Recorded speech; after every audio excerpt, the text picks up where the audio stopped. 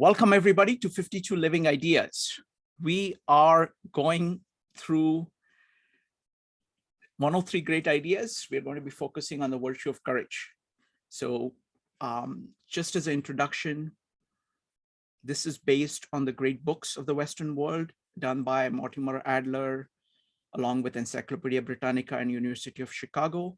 What they did was that they collected all the thinkers, all the philosophers, all the novelists, all the scientists, all the economists. They asked the question, what do these people talk about? They compiled everything that they had said and identified these 103 great ideas.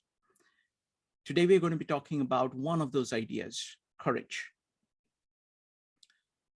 So what we are going to do is we are going to be focused like a laser beam on questions, okay? So first, I strongly recommend one of the standard issues for this meetup is this high-tech pen and paper. Okay, we really need this today. And what you do is I'm going to list these 6 questions that people have asked about courage, and then I'm going to just run through what they have said. I have done, this is a selected version of the essay on courage. All of that is to just jog your thoughts about courage. What you do is that you keep track of all the questions you have of courage. You can make your notes, but focus on questions. Once we are done with the presentation, we are going into breakout rooms where you discuss the questions that you have. They're going to be moderated breakout rooms. You discuss the questions and you come back and put what you think are the biggest questions about courage on the table. We will collect all the questions together. I will organize all of them, and then we will do lightning round of answers. That is when you answer the questions. So first, focus only on questions about courage. Discuss only questions during the breakout rooms, and then come back, pose the best questions you have, and then we will answer them in a lightning fashion. Okay, that's the structure. I just want to tell you that I started my meetups 5 years ago with this series. We have covered more than 50 of these ideas. So we have a lot of experience doing this. This is a fantastic way of looking at ideas. This is a way of putting your thoughts about an idea right next to all the questions that have been raised by all the thinkers in all the fields. Also, all the things that people have said, how they have answered those questions. And it's an opportunity to compare what you think about an idea, like courage, with everybody. And on the top of that, you're going to get a chance to compare that with what all the people here in the meetup think. So it's a unique opportunity. If you don't walk away with new insights on courage, you're doing something wrong. Okay, so, and the simplest way to avoid that is to keep focused on questions. All right, so let's go for this. These are the 6 questions which people have asked about courage. What is the nature of courage? What role does courage play in human life? How is courage related to other virtues? What motivates courage?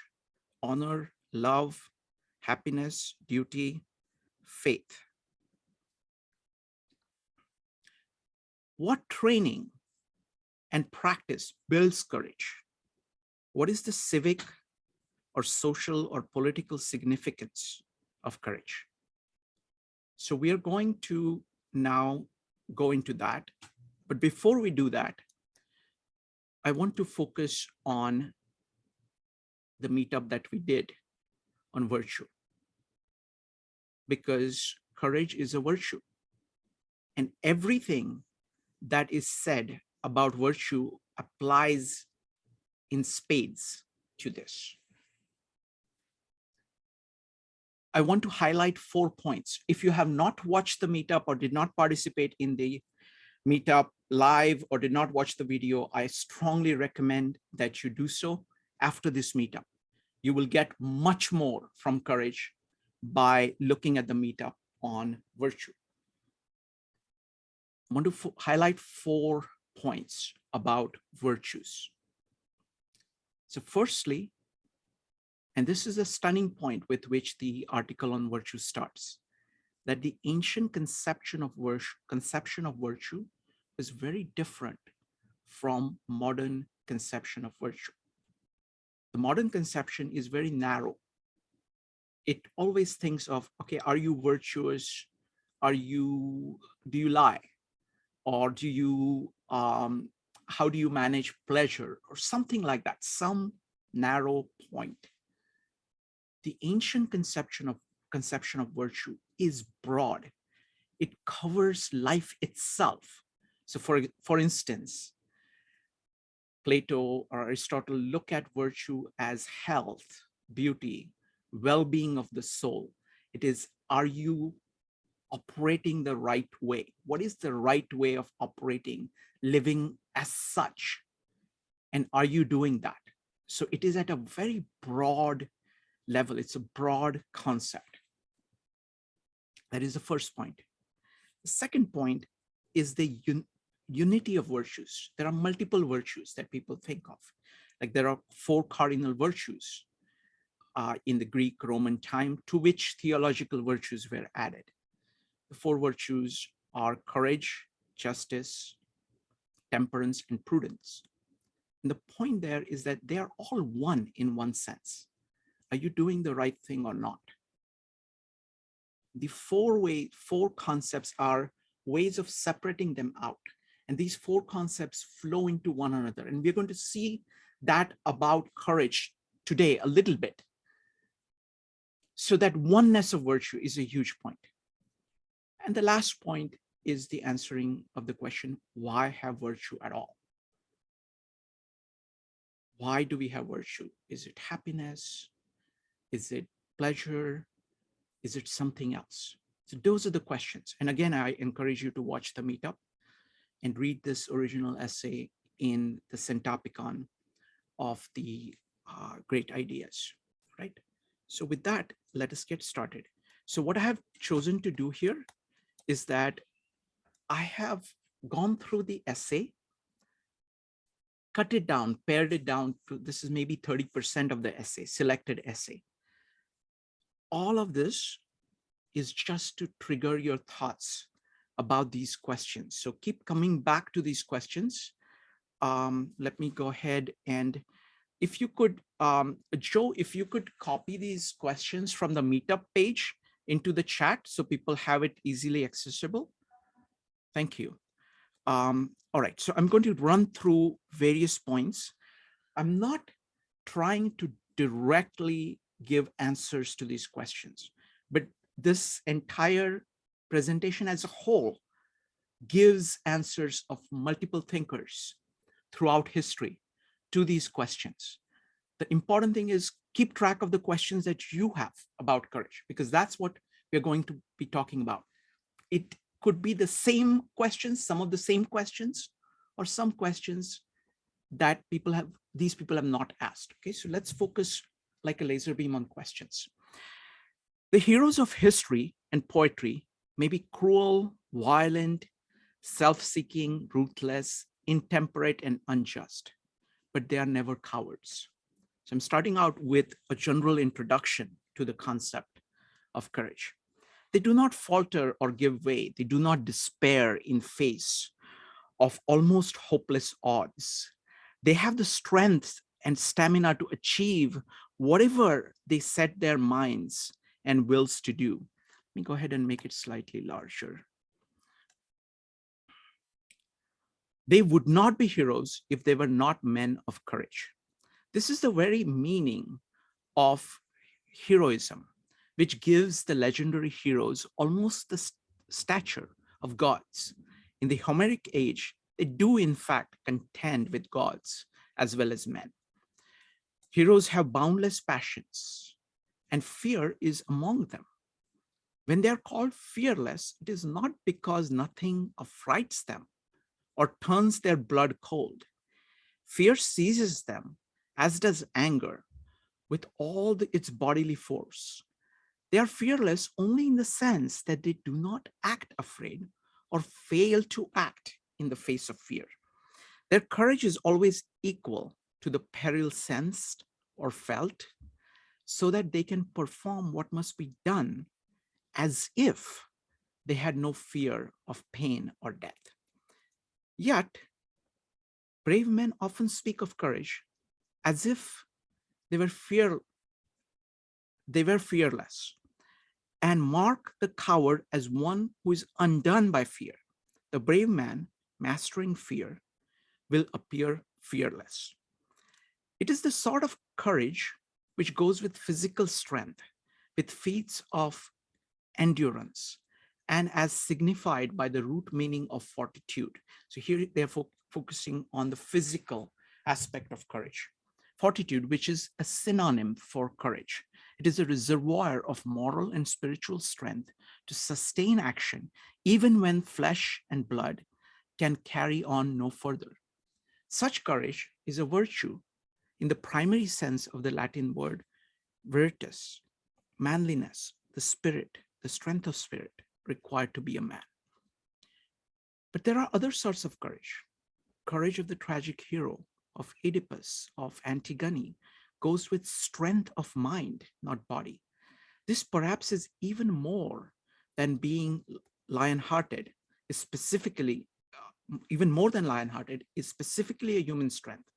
Courage does not consist only in conquering fear and in holding body from flight, no matter what the risk of pain. It consists at least as much in steeling the will, reinforcing its resolutions, and turning the mind relentlessly to seek or face truth. Civil, no less than martial action, requires courage. So now here we are changing gears. So first we're talking about that, the importance of courage in heroes. Second, we're talking about there is physical courage, but there is also intellectual, emotional courage. So courage is a much wider concept than just physical action. Now we're hitting on the point that it is that civil action requires courage, not just in war. Worry of empire, Marcus Aurelius says, let this thought be present. I'm rising to the work of a human being. How he conceived the work of the emperor he may explain. Let the deity which is in thee be the guardian of a living being, manly and of ripe age, and engaged in matter political, and a Roman and a ruler who has taken his post like a man waiting for the signal which summons him from life, and ready to go, having need neither of oath nor any man's testimony. The burdens are heavy, the task difficult, but not impossible for a man who can live well even in a palace. Now this is modern. I've tilted my selections in the favor of the ancients. This is one of the very few modern quotations. I've tilted my selections in favor of ancients because on the topic of virtues, I found that the ancients have a lot more to say and a lot more momentous things to say than the moderns.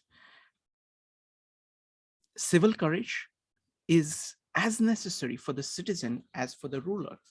This virtue, in Mill's opinion, this is one of the exceptions, is especially necessary for citizens of a free government.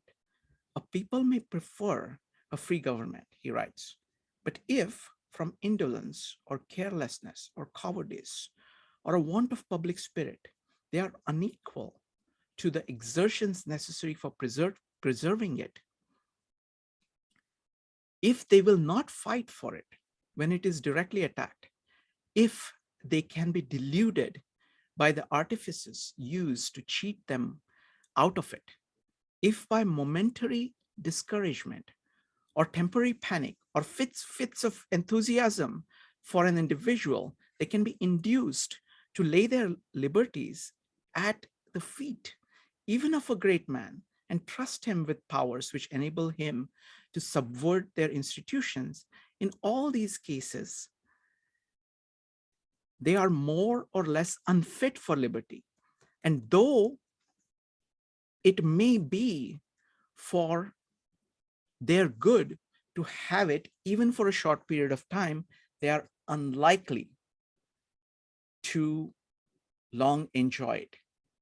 This is what the founding fathers meant when they kept saying liberty if you can keep it, or republic if you can keep it. The courage or pusillanimity of a people is sometimes regarded as the cause and sometimes as an effect. So now this is the commentary on how is it that there is difference in patterns of courageousness across cultures. Here we're talking not about an individual person, but as a culture as a whole, having the property of courage or not. The inhabitants of Europe, Hippocrates writes, are more courageous than those of Asia, for a climate which is always the same induces indolence, but a changeable climate, laborious exertions, both of mind, body and mind, and from rest and indolence, cowardice is engendered. And from laboriousness and exertions and pains, courage. This, according to Hippocrates, partly explains why Asiatics readily submit to despotism and while Europeans fight for political liberty. But the character of Europeans, he adds, is also the result of their institutions because they are not governed by kings. For where men are governed by kings, there they must be very cowardly. But those that are free undertake dangers on their own account. And thus their institutions contribute not a little to their courage. So 2 points are being made. One is the question of things like climate and geography in which you live, whether that has any impact on courage or not. Again, focus on questions and the institutions within which you grow up. Now he's talking about the points about political institutions, but the same, I think, is true about economic institutions, about the nature of families, about the issue of courage. Next up, the work of a man is learning as well as action. So now we're talking about the issue of courage as it applies to the mind. The work of man is learning as well as action. Man who has a duty to the truth as well as to the state. Man has a duty to the truth as well as the state. The ability to face without flinching the hard questions that reality can put forth constitutes the temper of a courageous mind. The huge world that girdles us about, William James writes, puts all sorts of questions to us and tests us in all sorts of ways. Some of the tests we meet by actions that are easy, and some of the questions we answer in articulately formulated words. But the deepest question that is ever asked admits of no reply, but the dumb turning of the will and tightening of our heartstrings as we say, yes, I will, even have it so. When a dreadful object is presented, or when life as a whole turns up its dark abysses to our view, then the worthless ones amongst us lose their hold on the situation altogether. But the heroic mind does differently. It can face them if necessary without for that losing its hold upon the rest of the life. The world thus finds in the heroic man its worthy match and mate. He can stand this universe. I really like that quote. Not only in answering questions, but in asking them, courage is required. The story which St. Augustine tells in the Confessions of his persistent questioning of doctrines and dogmas, his refusal to rest in any creed which did not wholly satisfy his mind, is a story of speculative courage, capped by the fortitude with which he bore the agony of irresolution and doubt. So this is a great example of the courage that is needed to both look at reality, try to understand reality when it is hard to do, also to look deeply at your own psychology. What is it that you are attached to? What is it you're not attached to? Willingness to see whether it is right or wrong, and willingness to do the hard work to make the change whenever it is needed. Carl Jung puts it, in the filth it will be found. You have to be willing to go through the darkness in order to emerge into the light. Learning is never an easy enterprise, nor truth is an easy master. The great scientists and philosophers have shown the patience and perseverance of courage in surmounting the social hardship of opposition and distrust, as well as the intellectual difficulties which might discourage men less resolved to seek and find truth. So here I can think of, in the series Cosmos, Carl Sagan talks about Kepler, who had worked all his life on this theory of platonic solids and started to see the evidence to the contrary. And he had to throw all of that away. So having the courage to say, this is true, or going against the heliocentric model, both inside your mind and then with other people. It's immense amount of courage and integrity that is needed. The great scientists and philosophers have shown patience and perseverance of courage in surmounting the social hardships of opposition and distrust, as well as intellectual difficulties, which might discourage men less resolved to seek and find truth. The great religious martyrs, as indomitably in their humility as soldiers are endearing, have been as resolute, never yielding to a despair which would have dishonored their faith. So this is talking about the courage itself.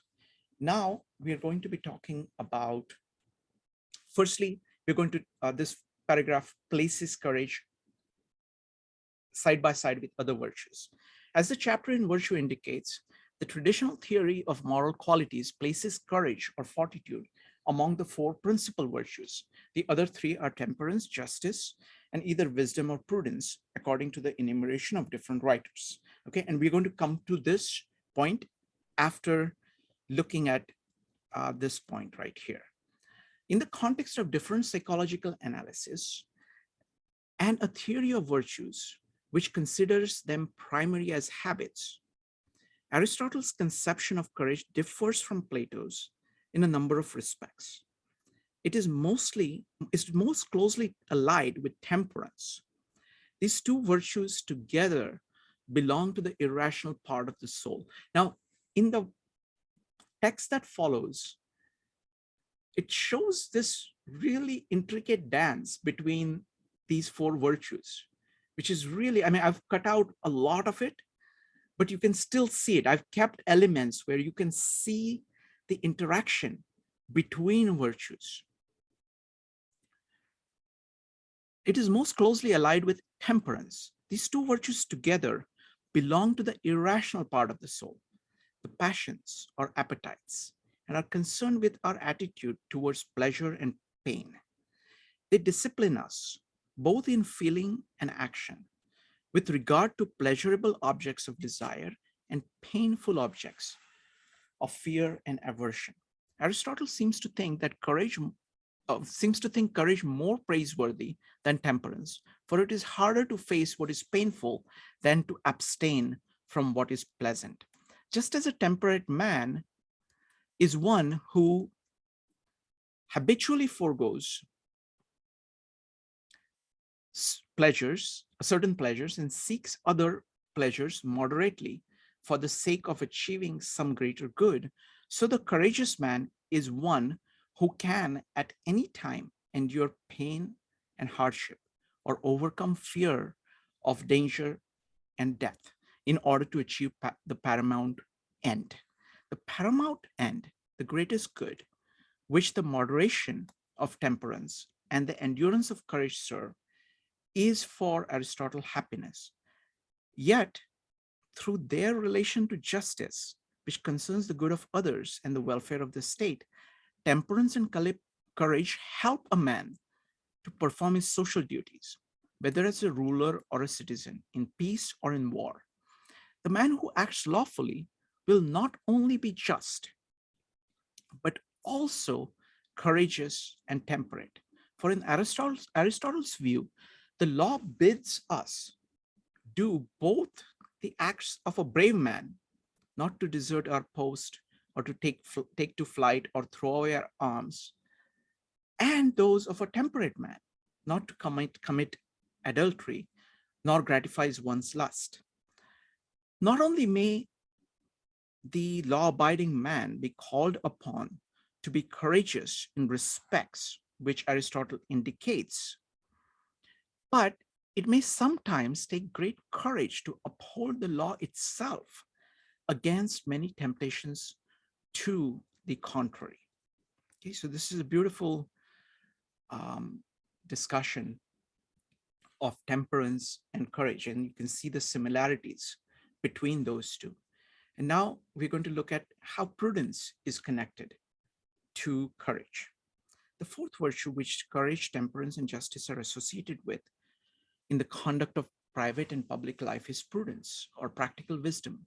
Though Aristotle classifies prudence as intellectual virtue consisting in the capacity of making the right judgment about things to be done, he also regards prudence as inseparable in origin and exercise from these other three virtues, which he calls moral rather than intellectual.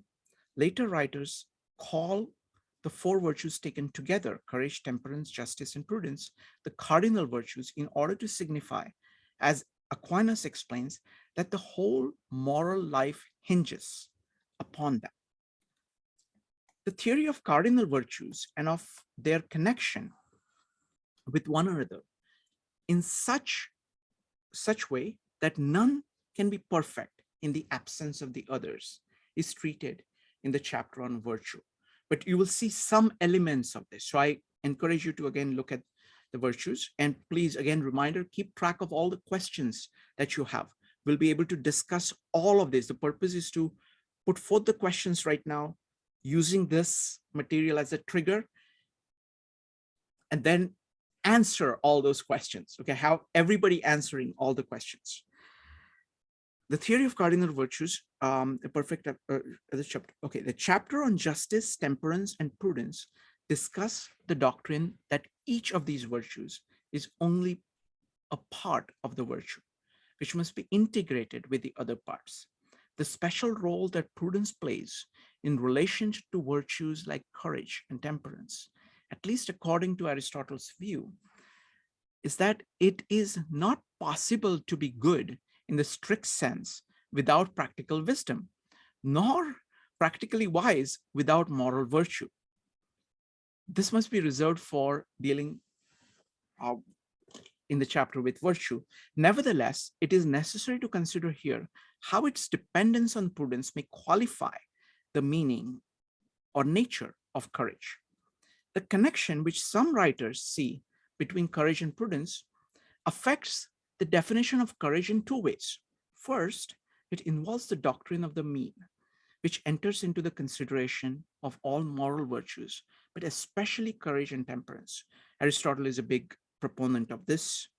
Aristotle originates the analysis of virtue as the mean between two vices, because the vices respectively fall short of or exceed what is right in both passions and actions. It requires prudence to decide what things should be feared, when they should be feared, and how much they should be feared. So the prudent judgment is involved in fearing the right things at the right time, in the right manner, neither too much nor too little. The coward, the rash man, and the brave man, writes Aristotle, are concerned with the same objects, but are differently disposed to them. For the first two exceed or fall short, and the third holds the middle, which is the right position.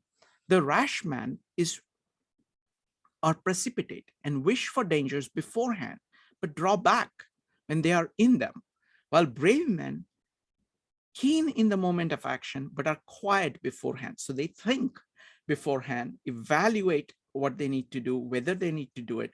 And once they have decided, they act.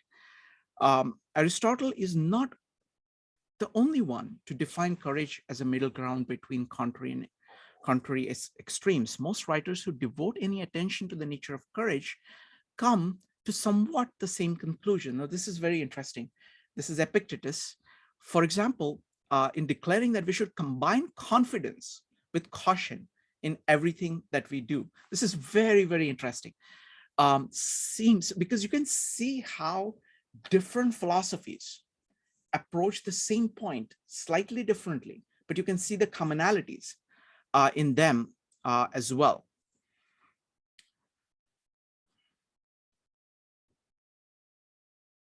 Epictetus, for example, in declaring that we should combine confidence with caution in everything that we do, seems to make courage a mean.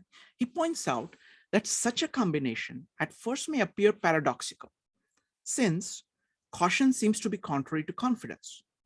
Contraries are by no means contraries by no means are compatible. But this, he says, is only due to confusion.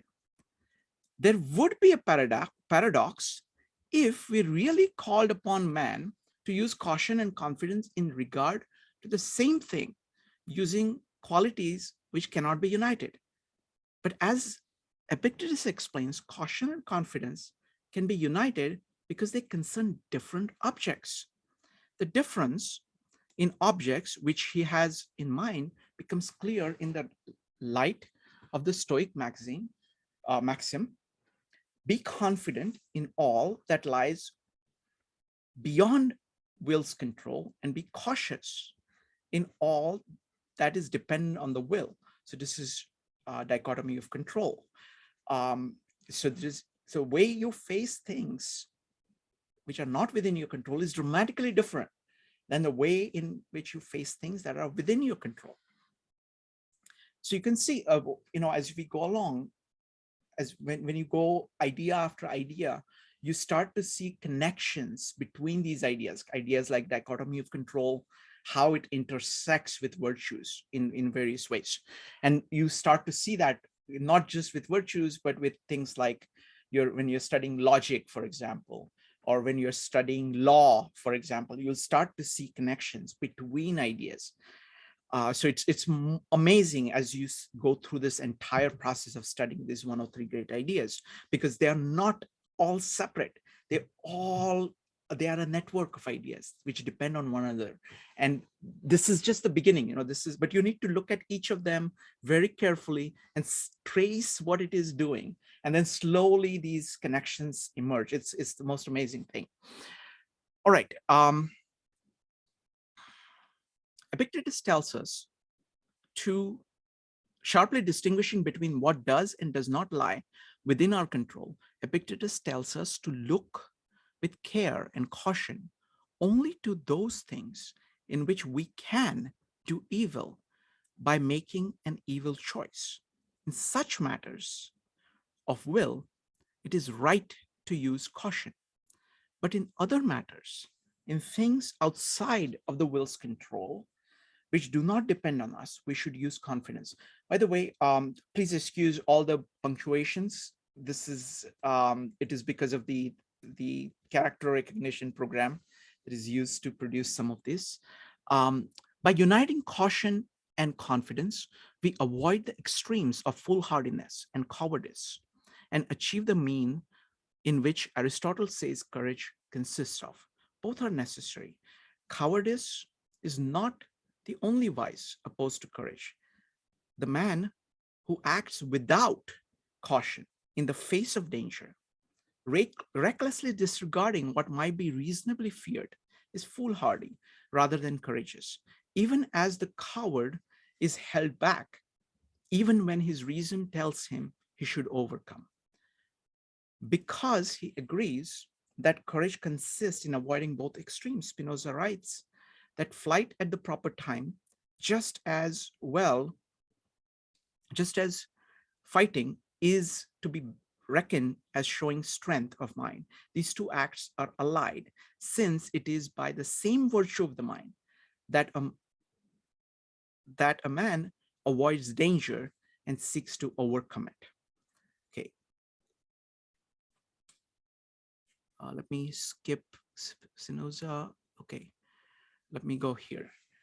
I do not call animals which have no fear of dangers as courageous because they are ignorant of them. They are only fearless and senseless. There is a difference, to my way of thinking, he goes on, between fearlessness and courage.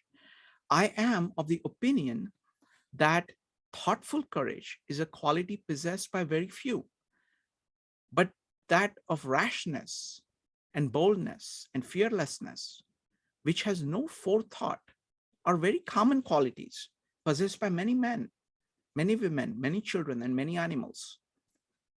According to this conception of courage, courageous actions are wise actions. In line with these considerations, you see how I'm doing on time, okay? In line with these considerations,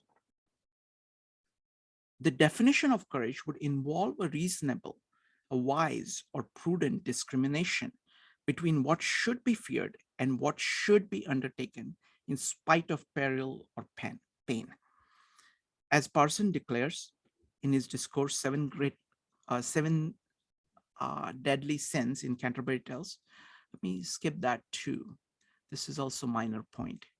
To be able to make decisions of this sort in particular cases, a man must have some view of the order of goods and end of life. This is very important. Like, courage presupposes an end, a sense of virtue. What is the right thing? What is the world like? What is the right thing to do? That is the background. For a man to act habitually in a courageous manner, he must be generally disposed to value certain things as more important than others, so that he's willing to take risks and endure hardship for its sake. Aquinas. Now, Aquinas is my favorite thinker here on virtues. By far, he has the most amazing things to say. But Aquinas, who emphasizes rational motivation, insists that courageous men face the danger on the account of the good of virtue, which is the abiding object of their will, however great the danger be.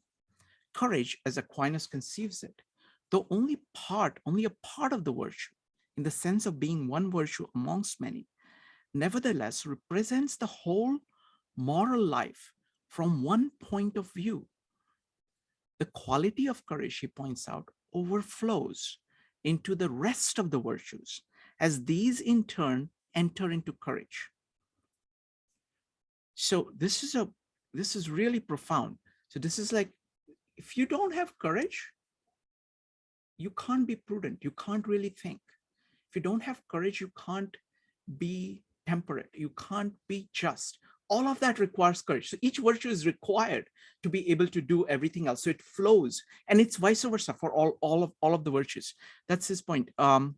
Whoever um, okay, whoever can curb his desires for pleasure of touch, Aquinas writes, so that they can keep within bounds, which is a very hard thing to do. For this very reason is more able to check his daring in dangers of death, so as not to go too far, which is much easier.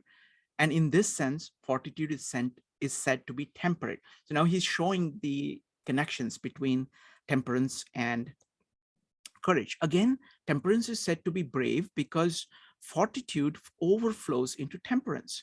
This is true insofar as he whose soul is strengthened by fortitude against the dangers of death, which is a matter of great difficulty, is more able to remain firm against the onslaught of pleasure, as the man who is temperate, because he has rationally ordered his actions to a certain end, can be expected to be courageous for the same reason. So according to Aquinas, he will also be prudent, since both temperance and his courage result from a prudent or rational choice of the means to the end he pursues.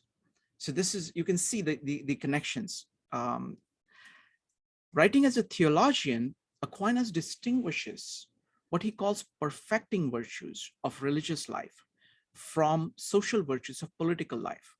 The virtues with which moral philosopher is concerned, that's the political life. He holds courage to be inseparable from the other virtues on either plane. So in order to have spiritual virtue, you need courage. You need the courage to kind of stand at your core and, follow the right thing, follow the truth, even when it is in conflict with things around you. So the spiritual virtue requires courage. It requires justice. It requires temperance. It requires prudence. It requires all of these other virtues. So the theological virtues are not separate from the other virtues. The phenomena of overflow applies to them too.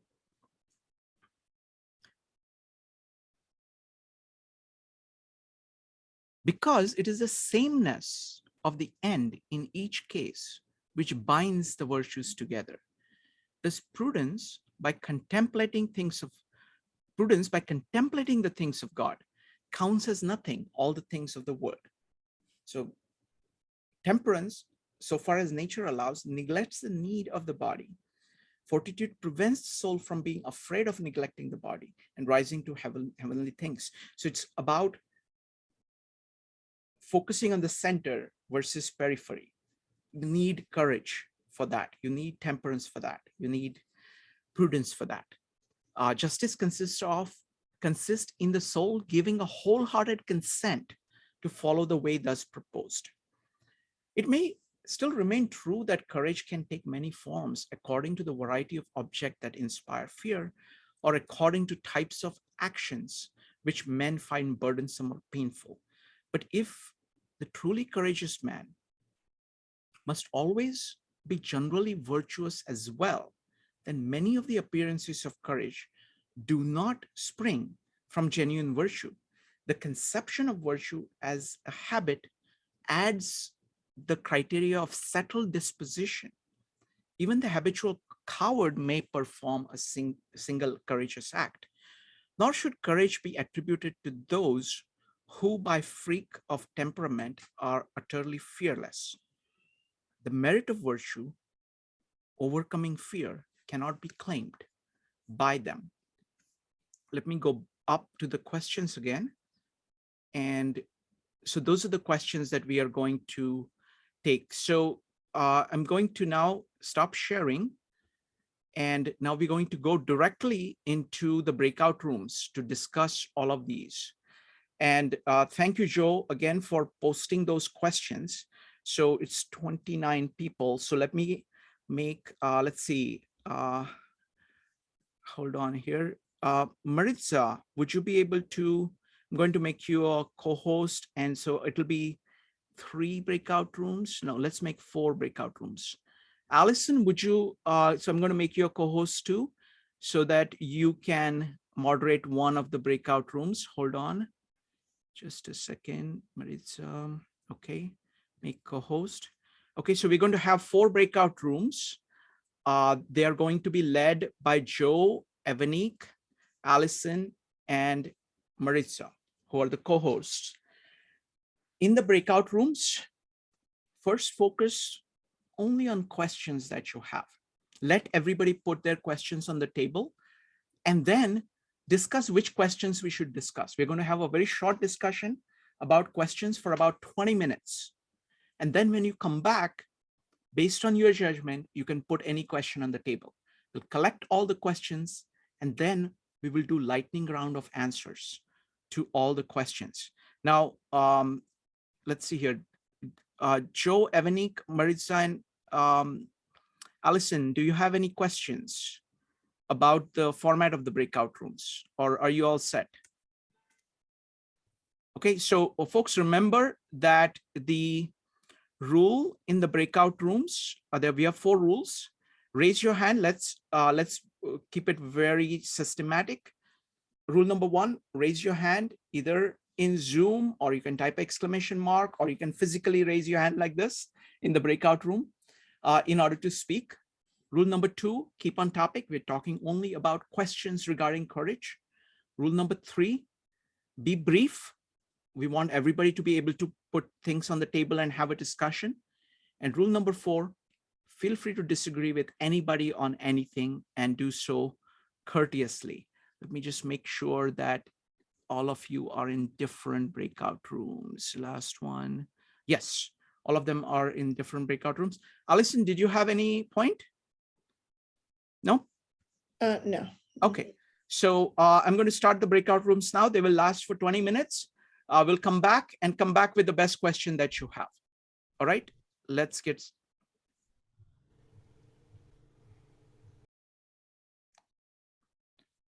Welcome back, folks. Welcome back. All right. Okay, so we are ready for questions. So the format now is to first just put questions that you think we must discuss. Just one question per person, at most 2, but try to keep it to 1. One question that really counts. Go ahead and type exclamation mark in chat or raise your hand in Zoom to put your question down. Once we have collected all the questions, we're going to go ahead and I'm going to organize all the questions and I'm going to talk. We're going to organize them and then I'm going to pose them one by one.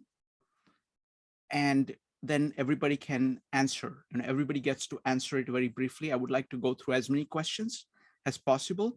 What we're trying to do is that the Mortimer Adler's idea, the people who came up with these great books, they conceived it as a great conversation. So we are actually following in that tradition of actually having a conversation. So let's see what we can do as compared to what the conversation has been so far on courage. Okay. 70% of the value or 80% of the value is questions itself. So I really look forward to your questions. So we'll start with Joe, Evanique, Allison, Peter, Maritza, and Mark. Joe. So we understand that it's a prerequisite to act wisely and to act justly in order for courage to exist. But can courage exist in the absence of love? That was excellent. Another question. Okay, courage and love. Excellent. Next up is Evanique. I have a procedural question, Shrikant. Sure. So our group we voted on all of our questions that we wanted to present. Oh, wonderful. To the group. Wonderful. So I have questions from the group as a whole. Sure. So I don't know how you want to do that. I want to take all of them right now. And at the same time, I want to give freedom because you guys did such a fantastic job beyond what I was hoping for. I will take, you will get double the questions. So you can go ahead and put all the questions, give me all the questions from the group. If anybody from your group wants to add another question, they're free to do that as well. Go ahead, Evanik. Okay, so our first question is, what prevents courage from being a vice? What prevents courage from being a vice? Okay. And then the second question is, can courage be involuntary? Okay. Can it be involuntary? And then sorry, whenever you're ready. Go ahead. What are the characteristics of courage? Okay. Characteristics of courage. Right. And then why do we need courage? Mm-hmm. Very And good. then I think it's just a couple more. Actually, just one more. Mhm. Do you have personal experiences in courage? Personal experiences. All right. Okay, Evanik, this is great. We're going to make this the standard. Next time we are doing this, we're going to ask the facilitators to collect all the questions, rank all the questions, vote on the questions, and bring them back. I think that's a very good way of doing that. Thank you so much for inventing that. So I really appreciate that. We will now make it. Thank my group too. Wonderful. Thank you. Next up is Allison, followed by Peter. Allison. You are so much more organized than me, Ebony. I mean, we had a few that we kind of touched on, but I'm just going to go with one is how do traumatic events create courage? Okay. Traumatic events. Okay. Thank you. And Allison, the good thing about having multiple of the breakout rooms, running things in parallel and doing all these meetups is that whatever we learn from one, we can go ahead and apply to the others. And then, somebody else, you will come up with something somewhere else and we'll go ahead and apply it to others. Thank you. Next up is Peter, followed by Maritza. Peter. As I say, and we talk about the word and idea of courage, what memories come to you in times where you felt you were courageous, and how would you describe to us or yourself how it felt inside of you in relationship to the different times that you experience courage as the common denominators?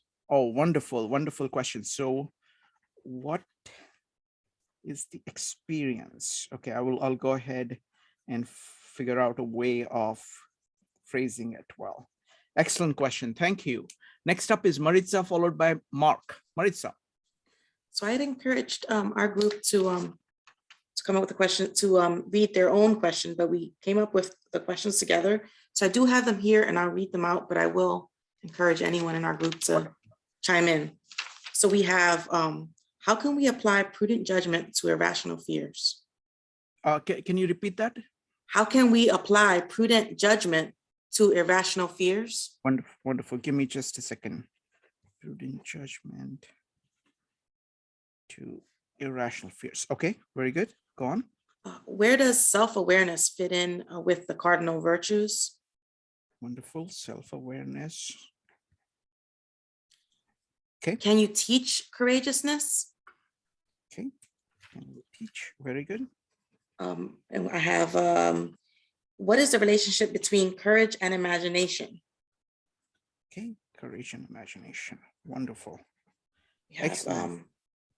and what encourages courage? Okay. Encourages courage. And those are the ones I have. If I missed one, please, guys, chime in.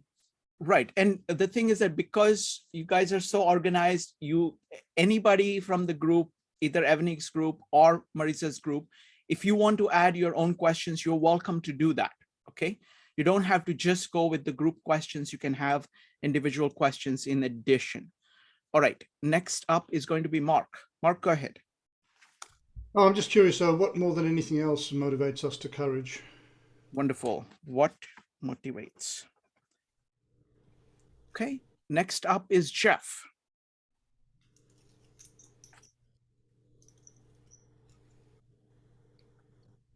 Shrikant, just so you know, I couldn't actually post something for everyone. I could only post something for the Oh, for the yeah. group Now I can go ahead. facilitators there. Give me just a second. Now I can go Yeah. ahead and enable Yeah. that. We had Yeah, I issues. just wanted to let you know. Yeah. Go ahead.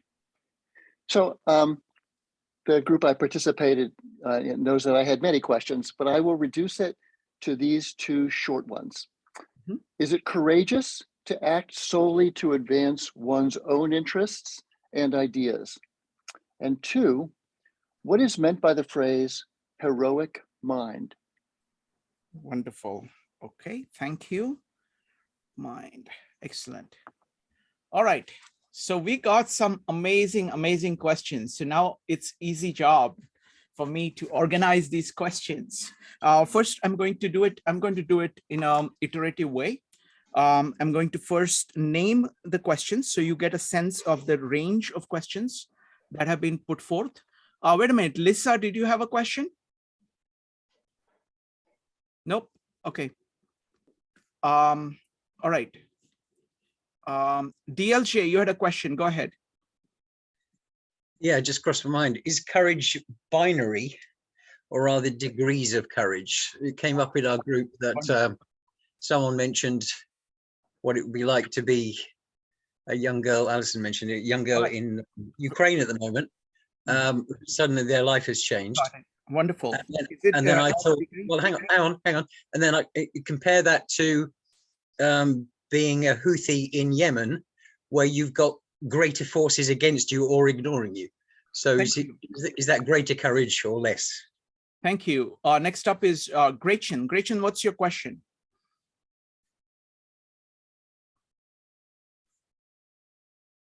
Gretchen, you need to unmute. Yeah, sorry. I was going to just write my question. I was just curious. I guess my thoughts were, how much is nature versus nurture? Wonderful. What's the role of nature versus nurture in courage? Excellent. All right. Nature versus nurture. Okay, so first what I'm going to do, John, go ahead. What are the best habits to be courageous? Okay, what are the best habits to be courageous? Excellent. Habits of courage. Okay, Charlie, what's your question? Yeah, I just wanted to, actually my question's already been asked by Joe, but I just wanted to particularize it just a little bit more. Is it wise to consider contextualizing courage within, say, something like the four immeasurables of Buddhism, which I could read those off. Thank you. Let's keep it broad, because what is going to happen is that this is a lot of questions. And folks, so Joe, I'm going to read the questions out slowly. Can you just type up whatever version you can of it and put it in the chat when I do? Okay, let's see. Paul, did you have a question? No. Yes, go ahead and unmute yourself. You can. Okay. Yes, I think Evanik slightly changed the question I had. Sure, go ahead. In the group. Go ahead. About evil. In the beginning of this session, you talked a lot about, or read a lot about, virtue and courage and the connection of virtue and courage. I wonder if you could label something as courageous that was in the service of vice. Wonderful. Excellent. Thank you. Can courage be in the service of vice? Vice and courage. Okay. Alison, go ahead. Yeah, I just had one more question. Are courage and temperance opposites? Are they like yin yang, where they need each other to Okay. What is the relationship between courage and temperance? Okay, so Joe, I'm going to make it easy for you to type these things in, and you can do it one by one as I am speaking. And folks, what you can do is that you can copy and paste what is there in this, or keep it for you, because no matter what the answers are, I think these questions are actually the most valuable thing that each of us is going to walk away with. We're going to actually answer the questions, but please take the time to cut and paste the questions that Joe is going to type. Joe, the first question is the relationship. So I'm going to keep it short. So relationship between courage and love. What is the relationship between courage and love? Next one is involuntary. Can courage be involuntary?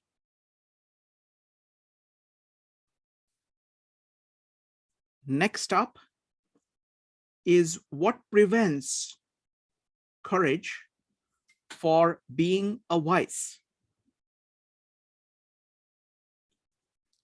Next one, what are the characteristics of courage?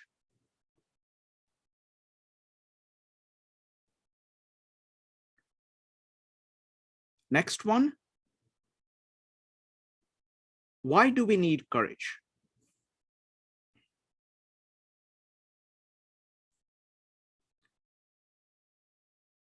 Next one, and if I'm going too fast, Joe, just put an exclamation mark or something that I know I need to slow down, okay? Next up is a personal experience of courage. Next up, do traumatic events develop courageousness?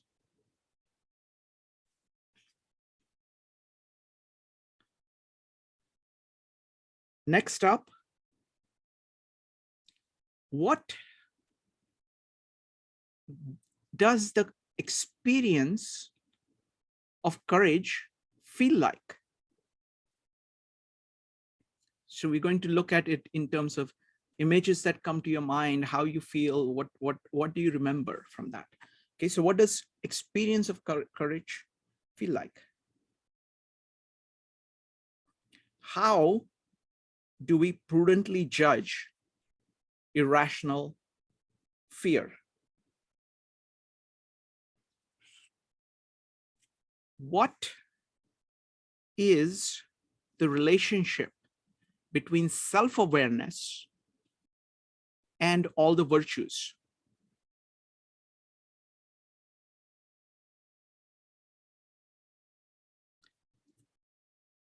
Can you teach courage?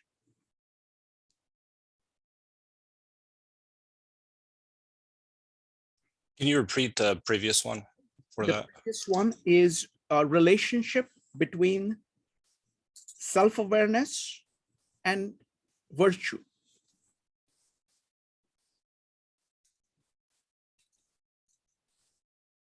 Next, can you teach courage?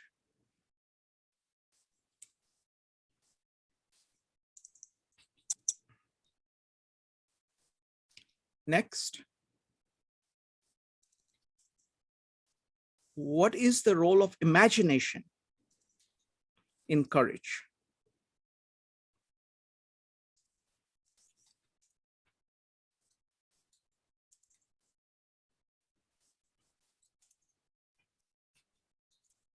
Next, what encourages courage? Encourages courage. That's a nice play on words. What motivates courage?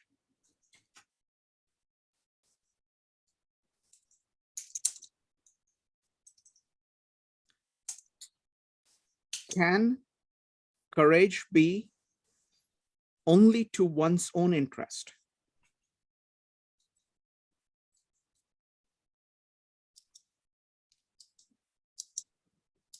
What is a heroic mind?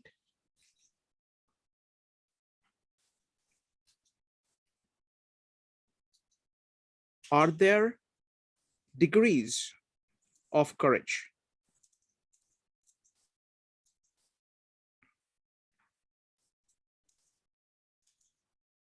Is courage based on nature or nurture?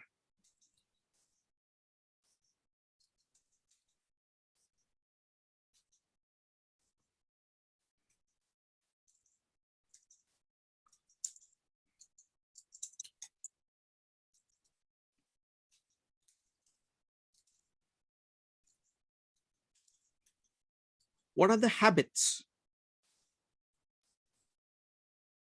that build courage?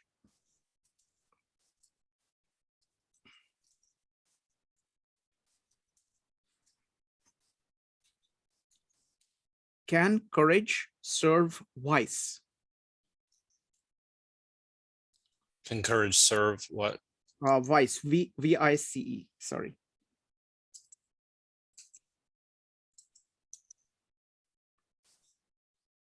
Next, what is the relationship between courage and temperance?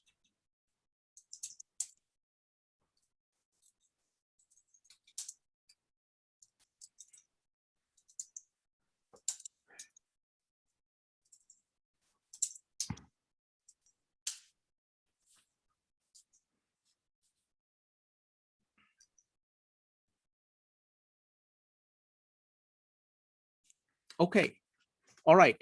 So this is fantastic. So folks, please copy and paste these questions on your own, in your own notepad or something like that. I'll put them also up on the video when I publish the video. So you'll always have access to all the questions, regardless of how many questions we come to. Okay, so what I'm going to do now is I'm going to start with some questions, okay? And we'll go from there. Let's see how we're doing on time. Okay, it's going to run a little late, but this is just incredible, the questions that we have. We've created such a great context, so I want to go ahead and use it to get to as many questions as I can. The only way we can do that is if we can keep the answers short. So keep the answers concise. Okay, so I'm going to pose a question. Go ahead and type exclamation mark if you have answers to the question. Please keep the answers to maybe 5 sentences at most. Okay, try to keep it as brief as possible. First question, why do we need courage? Charlie, you already have an answer to that question? No, I'm sorry. I thought you were going to go in the order of the questions that were asked. No, sorry about that. Okay, Peter, go ahead. Why do we need courage? I don't think we do need courage. I think people can live their whole lives in fear if they so want to, and just go with whatever's the easiest path possible. I believe if we want to actually have self-respect, we need courage. Very good. Next up is Ambika. Ambika, why do we need courage?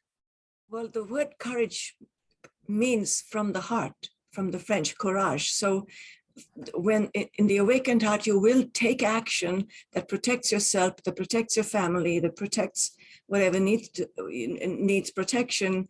And in the way back when we were hunters, you needed courage to get your food. Wonderful. So it was also survival. And therefore, courage is an act of love of that awakened heart. Thank you. Wonderful. Thank you. Next up is Joe, followed by John. Joe, why do we need courage?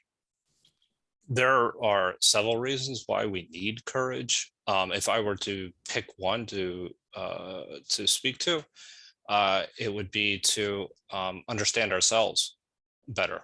I mean, in the sense that we have the courage to challenge our own understanding of the world and our mindset. So if I have a belief system that is then proven wrong, then I have to have the ability, the courage to accept the changes that are necessary in my life in order to seek truth. So you're not necessarily, number one, I would almost say number one is seeking truth. That would be my, Wonderful. but it goes, you can go on forever with that answer. Thank you. Next up is John.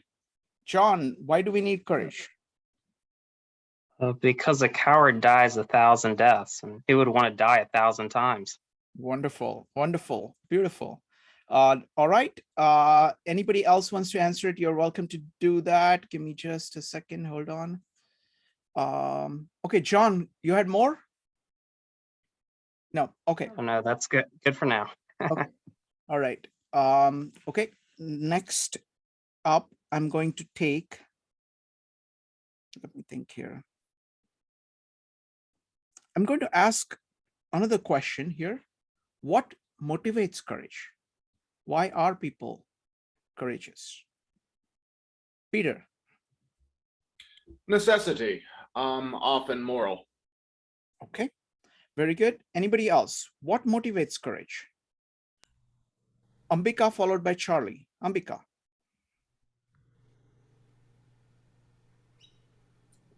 So motivate has to do with movement, and courage moves us to take action. So it is really intertwined. And therefore, again, how do you take care of each other if you don't have courage? And yeah.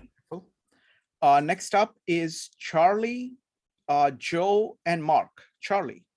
As you probably well know, as I said many times before, I tend to equate courage and love. And so without love, there's no courage. Very good. Thank you. Next up is Joe, followed by Mark. Joe. Again, there's a lot of answers to this question, but I would say if I were to pick one, I'd have to say shame. If you would feel shame if you didn't necessarily act courageously. So that would be a reason as to why someone would act courageously, for fear of disliking themselves. Wonderful. Mark, why do we need courage? Well, a couple of the answers beforehand are sure enough. Necessity, yeah, okay. But no, that's not the greatest motivator for courage. Greatest motivator to be courageous is love. I mean, you do for love what you wouldn't do under any other circumstance when it comes to being courageous about it. So I think that they're two very different motivations. Wonderful. Thank you. Next up is Gretchen, followed by Margarita. Gretchen, what motivates courage? Hi, thank you, Shrikant. I believe courage has to coincide with our values and virtues. And if they don't, we don't see or perceive our thoughts or actions as courage. Okay, thank you. Next up is Margarita. I think sometimes people overvalue courage because that's also something natural happen. It's just being human require courage, but something encourage courage is competence. If you don't have the intellectual capacity to think, if you don't have the muscle to move your body to save a child, then you wouldn't do it. So it also requires some kind of competence or skill. Thank you. Next up is John, followed by Allison. John, what motivates courage? I think love. I think love it motivates courage. And I think that other actions, while they may be perceived as courageous, courage isn't just an action you take. It's also what's in your mind. It's what's between your ears that also counts. People can act out of courage and people can act on other things, but I think there's a difference. Wonderful. Thank you. Thank you, John. Next up is Allison, Judy, Maritza, and Connie. Allison. Protecting people that we love. Wonderful. Judy. I think that you seize the moment, but you don't really think about it too much. You kind of act on it intuitively or instinctively.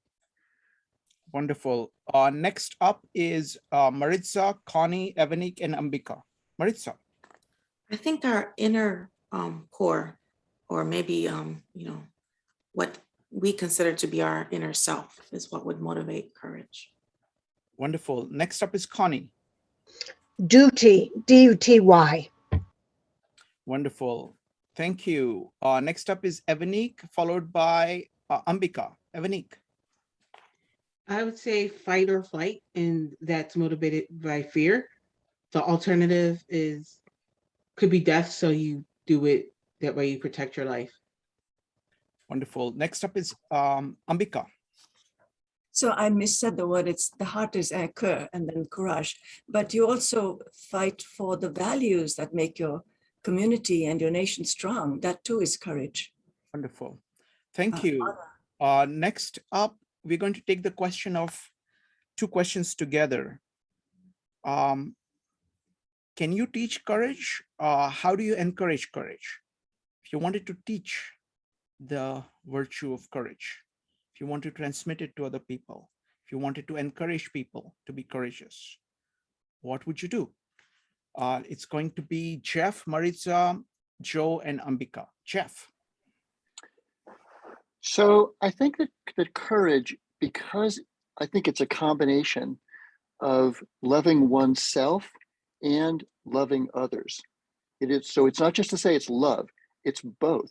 I love myself to be true to myself and act the way that I respect and believe in, and I love others dearly.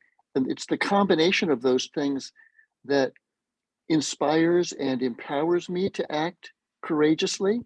And so to teach it, I think that we would need to give human beings visceral experiences of loving themselves as well as loving others. Wonderful, wonderful. Thank you. Thank you, Jeff. Next up is going to be Maritza, followed by Joe. Maritza. I think I would answer that question as no, you can't actually teach courage, but one can practice being courageous and as such show courage. So teach by doing, as it were. Wonderful. Next up is Joe, Ambika, John, Charlie, and Peter. Joe.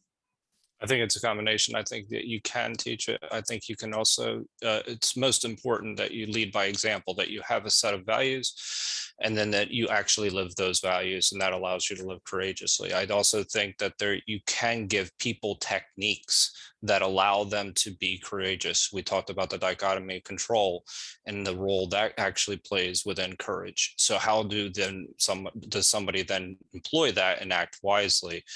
You can have people imagine what it would be the alternatives if they didn't act courageously, so that you walk through them, just give them techniques to start thinking about how to overcome their fears.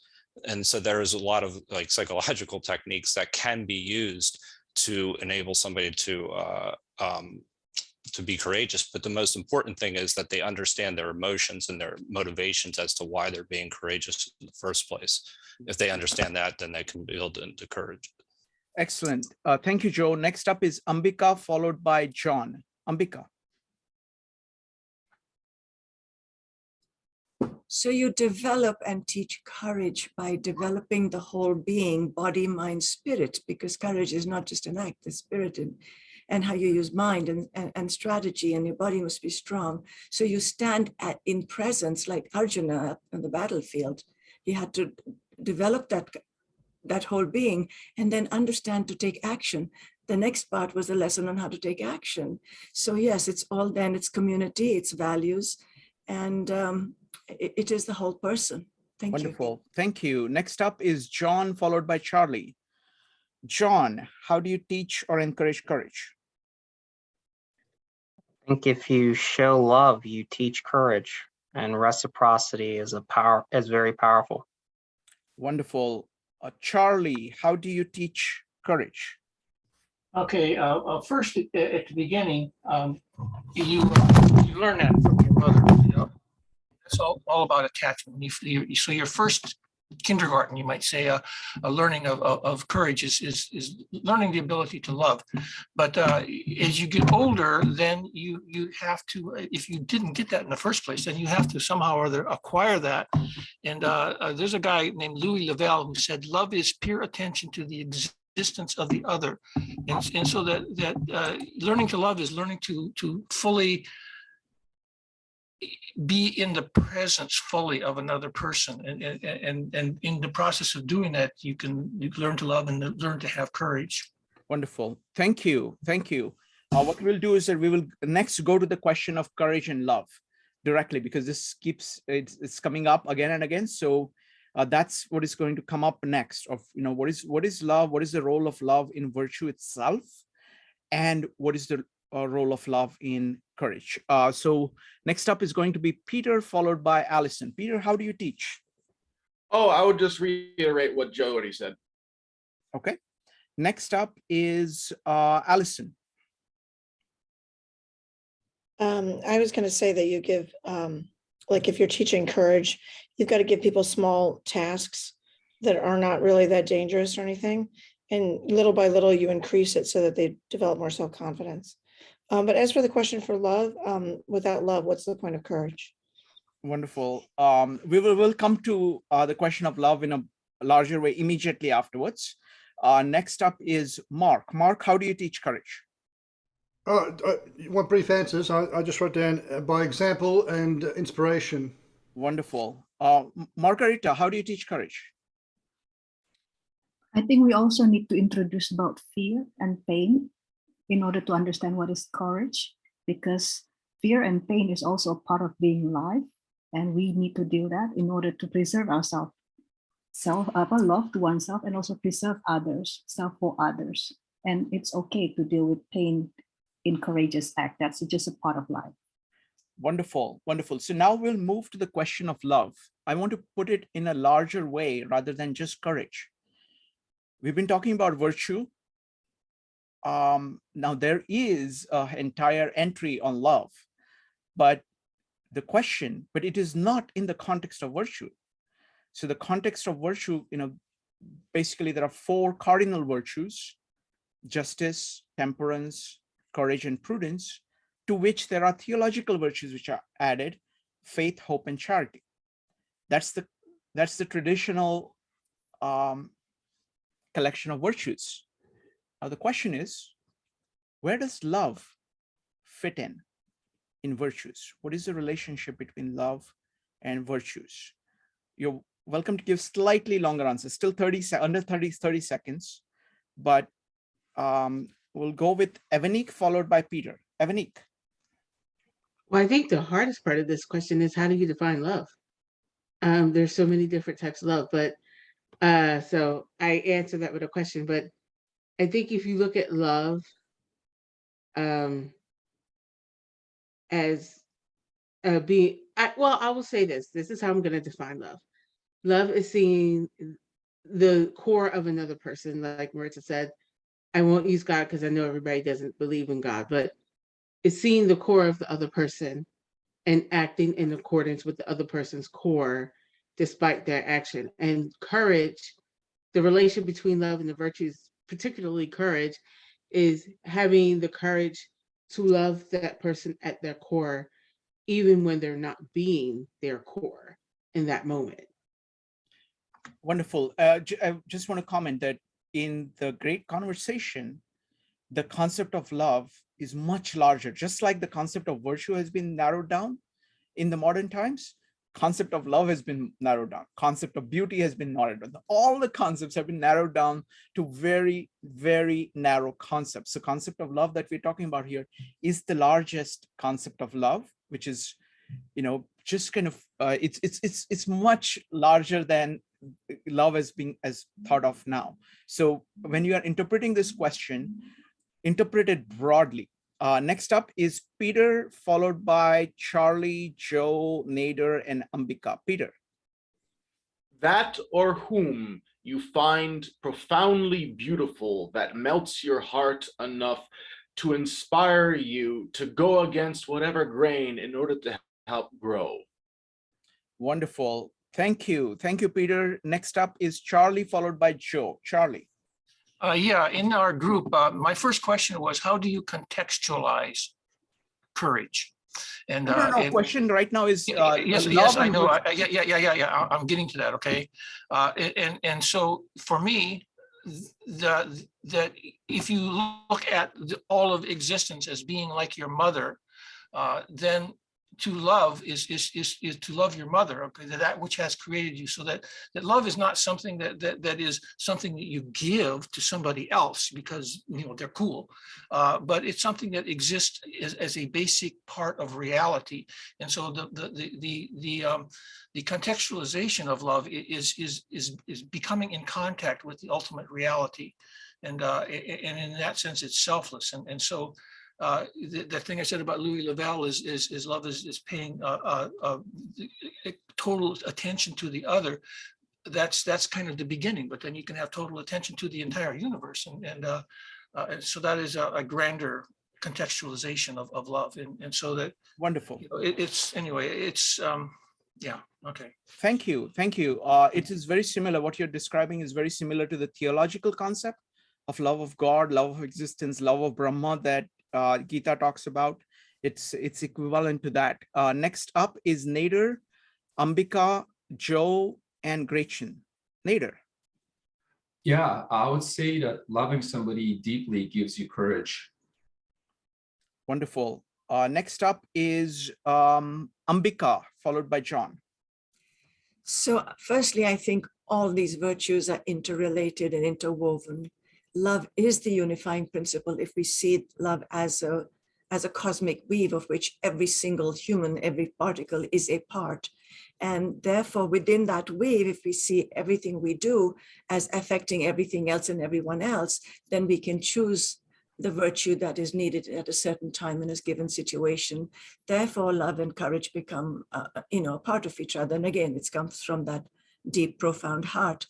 And it's back to that whole weave and how we can then change the way we govern and choose and relate and things like that. Thank you. Wonderful. Thank you. Thank you, Ambika. Next up is John, followed by Gretchen, Mark, and Jeff. John. Hard to answer in 30 seconds. I think love, like you said, has a truncated meaning today. In Greek, there's eros, there's agape, there's all different kinds of love. And I think the one is really agape, which is, love of brotherly love, charity, love of God. And I think that it really is, quote John, he said, God is love. That I think there's something about that just resonates, at least with me. Wonderful. Thank you. Thank you, John. Gretchen, what is the relationship between love and virtue? I think with how often sometimes love can be toxic to yourself. Sometimes I think you need to love yourself more, and that takes courage yeah. So okay. That's, yeah. Thank you. Next up is Mark, followed by Jeff. Mark, what is the relationship between love and virtue?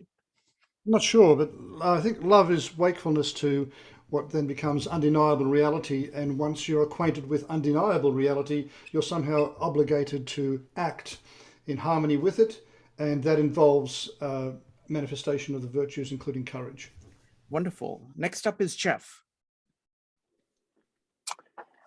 So I would offer as aspects of this answer, one, that I think it is virtuous to love oneself in a very healthy way. It is highly virtuous and it is essential. And one of the greatest demonstrations of mature love is the ability to both, in thought and action, love one's enemies, and rather than those only for whom one feels great affection and connection. Wonderful. Thank you. Next up is Allison. I think that love is the foundation for all the virtues. It's like the thread that goes through all of them, and they're all meaningless if you don't have love in your life. And it can be many different kinds of love, but it's the foundation, it's the core of everything. Wonderful. Let's now go to how love comes about, like how courage comes about. Is it nature or is it nurture? So that's one aspect of it. The second aspect of it is, what is the role of self-awareness? So instead of looking at self-awareness in the context of virtue, what is the role of self-awareness in courage? So is it nature? Is it nurture? Is it something that you're doing inside of you? Is it connected with self-awareness? What is the what do you have to? What are your thoughts on this, Evanik? I think courage in terms of self-awareness, courage is essential, because in order to truly be self-aware, you have to know your strengths and your weaknesses, and know areas where you need improvement, where you're not being as great as you can. And sometimes it's scary, and sometimes, especially when you're digging as to why, it you have to go sometimes into a dark place and figure that out. And so it takes courage to do that. Wonderful. Folks, I want to congratulate you. All of you folks are keeping your answers short. So we're going to be able to go through most of these questions. Okay, so please keep that up and we will go through most of these questions. These are amazing, amazing questions. All right, next up is going to be Joe, Charlie, and Maritza. Is it nature, nurture, self-awareness? What are the factors? I mean, you can't be courageous without being self-aware, because self-aware requires a certain degree of wisdom, so that, and you have to be wise in order to act courageously, so that you have to understand the risks that you're undertaking, so that if you didn't, then it's just foolhardiness, so that therefore it wouldn't be courage, it would be just acting aimlessly.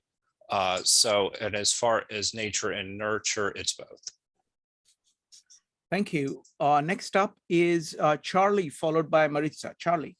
Yeah, this is a question that has haunted me for my entire life, starting off when I was 7. And there's basically, for me, there's 2 ways to look at this. One is that that there is really no self. It's all a social construct, and it's all part of the society in which you were brought up, and the family, and so on and so forth. So that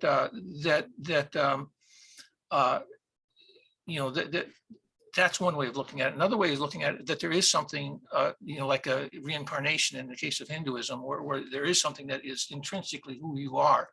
And then there's kind of a halfway in between point with biological ways of looking at the sense of self that is imprinting on the brain as to an animal awareness of one's own self.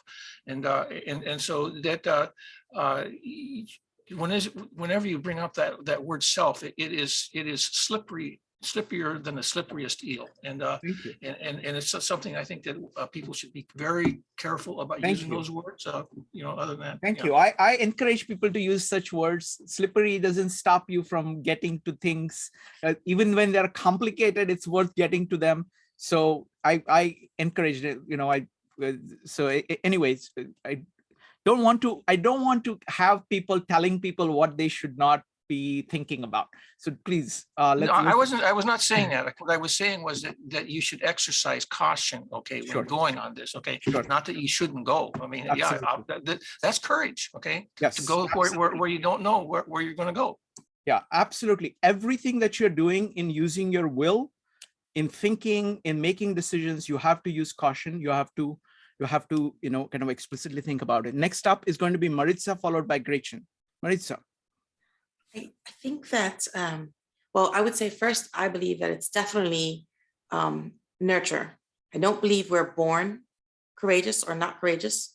We learn to be courageous. It's like a muscle, one must flex.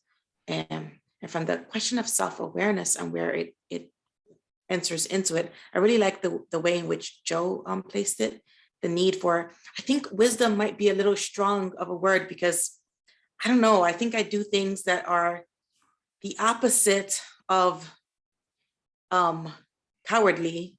I don't know if I would call them courageous, but they're somewhere in between. But I also wouldn't consider them to be stemming from a point of wisdom.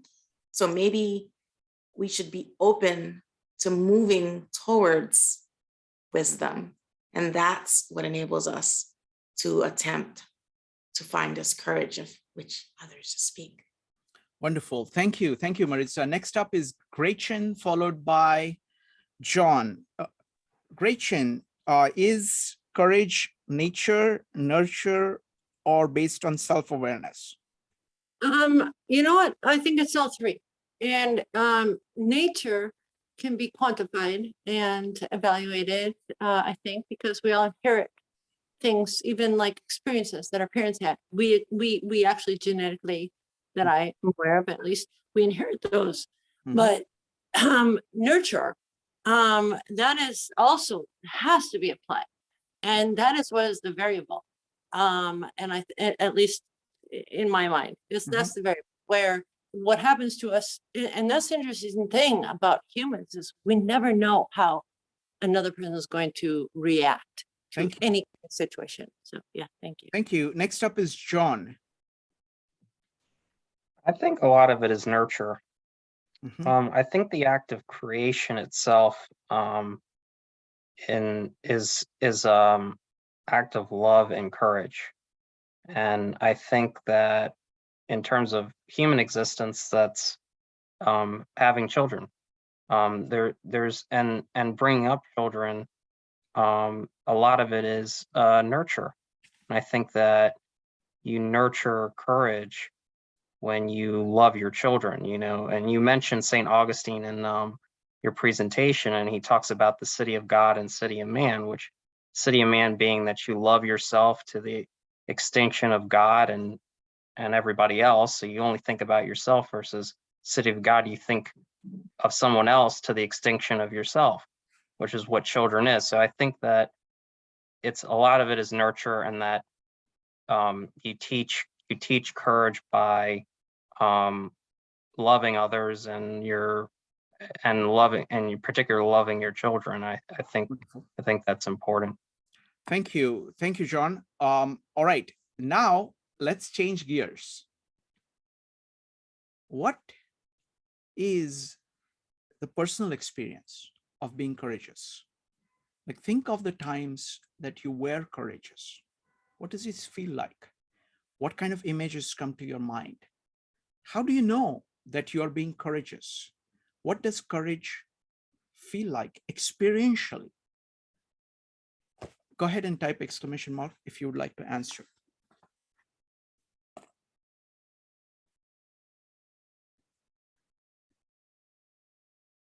going to start with Joe.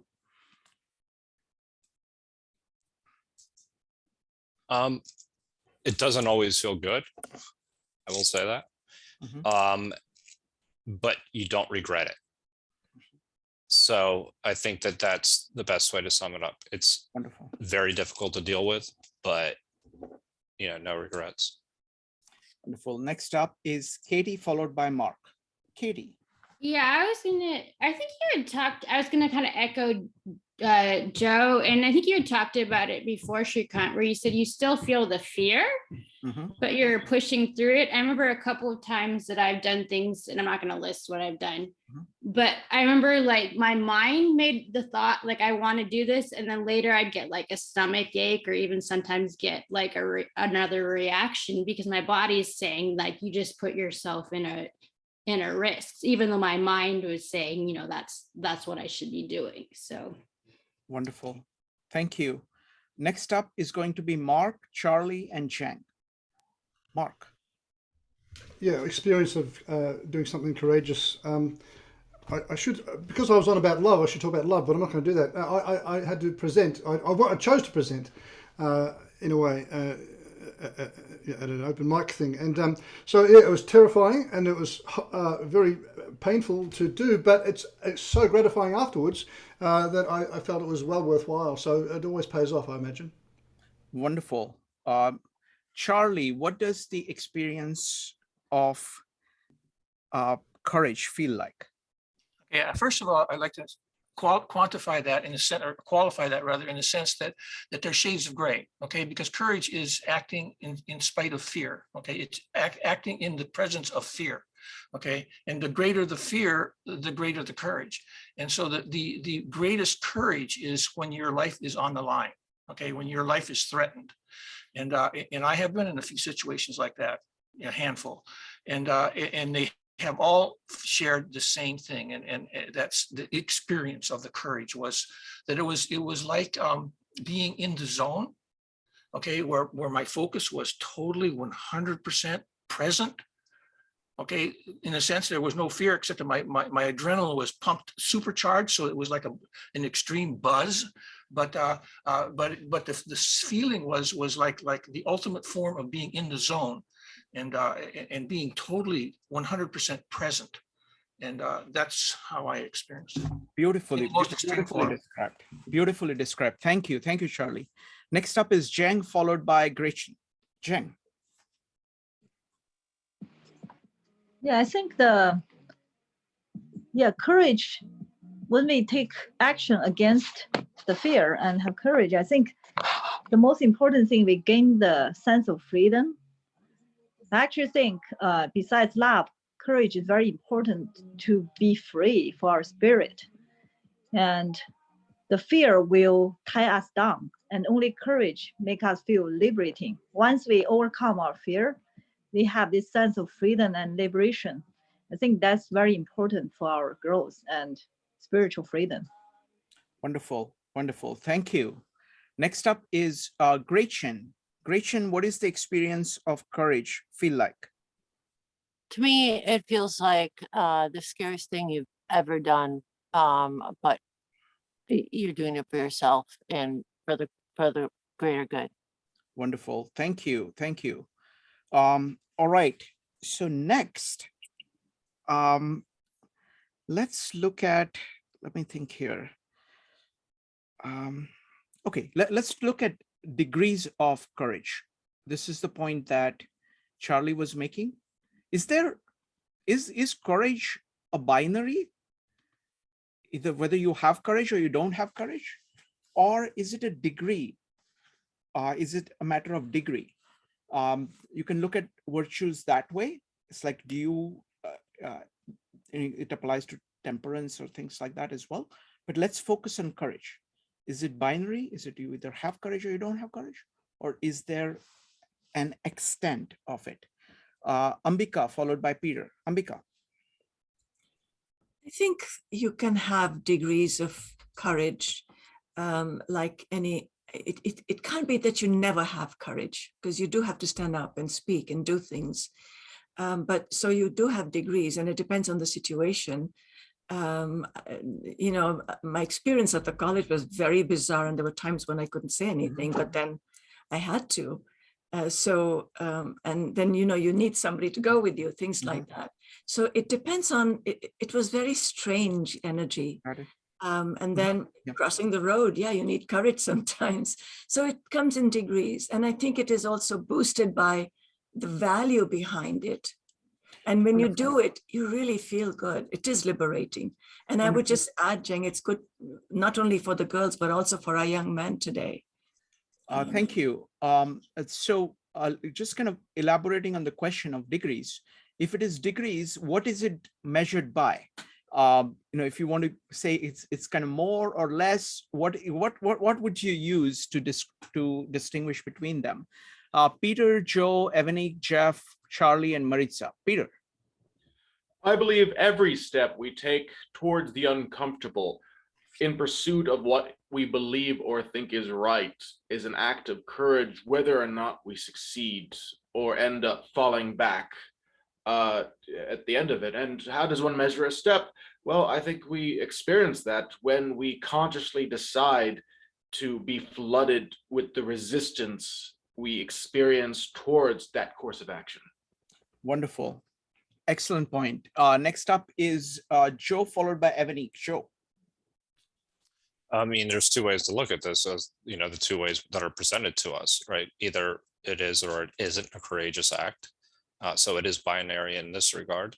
Or you could take the Aristotelian mean, where you kind of take the idea that what is it measure between, you know, courage and cowardness.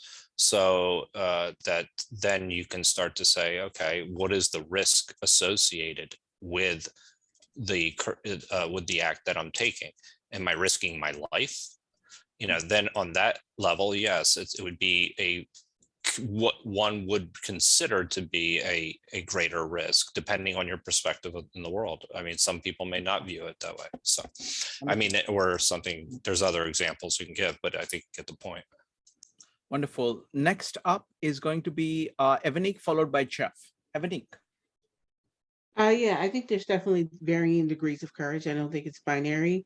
I think as far as like, how do you measure it? Or, I think it depends on the person and the situation. What may be courageous for somebody, like for some people, public speaking is a fate worse than death. And yet they'll do it because they want to get their point across. And so you would say that's super courageous. And then for other people, that same thing, they may get butterflies in their stomach, but it's not to that degree. So I think it depends on the person. And, I think if your life is in an actual threat, some people live off of that adrenaline. So it's not as much of a courageous act for them as for someone who, seemingly values life and is very cautious.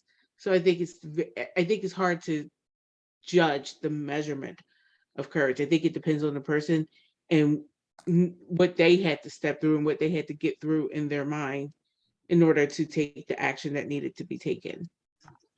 Wonderful. Next up is Jeff, followed by Charlie. Jeff. So I think Charlie's point that context matters is important. I think context matters to everything. And so, for example, I think the courageous act that takes 1 minute to do and is an instinctive reaction to a threatening situation, that's courage. I think that somebody pausing to consider certain factors and deciding that something needs to be done, figuring out the best way to do it, and then actually doing it, that's courage. I think that getting up every day for an extended period of time to fight a war for a noble cause that might take years to pursue is courageous. I think that getting up and taking care of people every single day who need to be taken care of, but who might not be able to even appreciate it, much less barely allow it, is courageous. So I think that there are these different situations, if you will, that give context to what can be thought of as courageous. Thank you. Thank you, Jeff. Next up is Charlie, Maritza, and John. Charlie. Yeah, I just want to follow up with what Jeff said a little bit. That yes, the context in particular, a person's values, okay, is going to have a big influence on the direction in which their courage will go. But for me, I tend to see courage as the root fear is fear of death, and it manifests in various ways. And for me, I had fear of spiders, and I had a fear of heights. That I overcame. I overcame those fears, and but the thing that I found is most important in dealing with fear is rationality. In other words, is there a real threat? Okay, is it real, and in what sense is it real? So that many times people are motivated by fear that is irrational, and so that it's really a very low form of cowardice when you're afraid of things that there's no reason to be afraid of them in the first place. So I think that living in the real world is probably, I think somebody's already said that the first act of courage is to get real, and then after that you can deal with death if you can, which is I was able to do that. I lost my fear of death in 1995 because I realized what exactly it was about death that frightened me.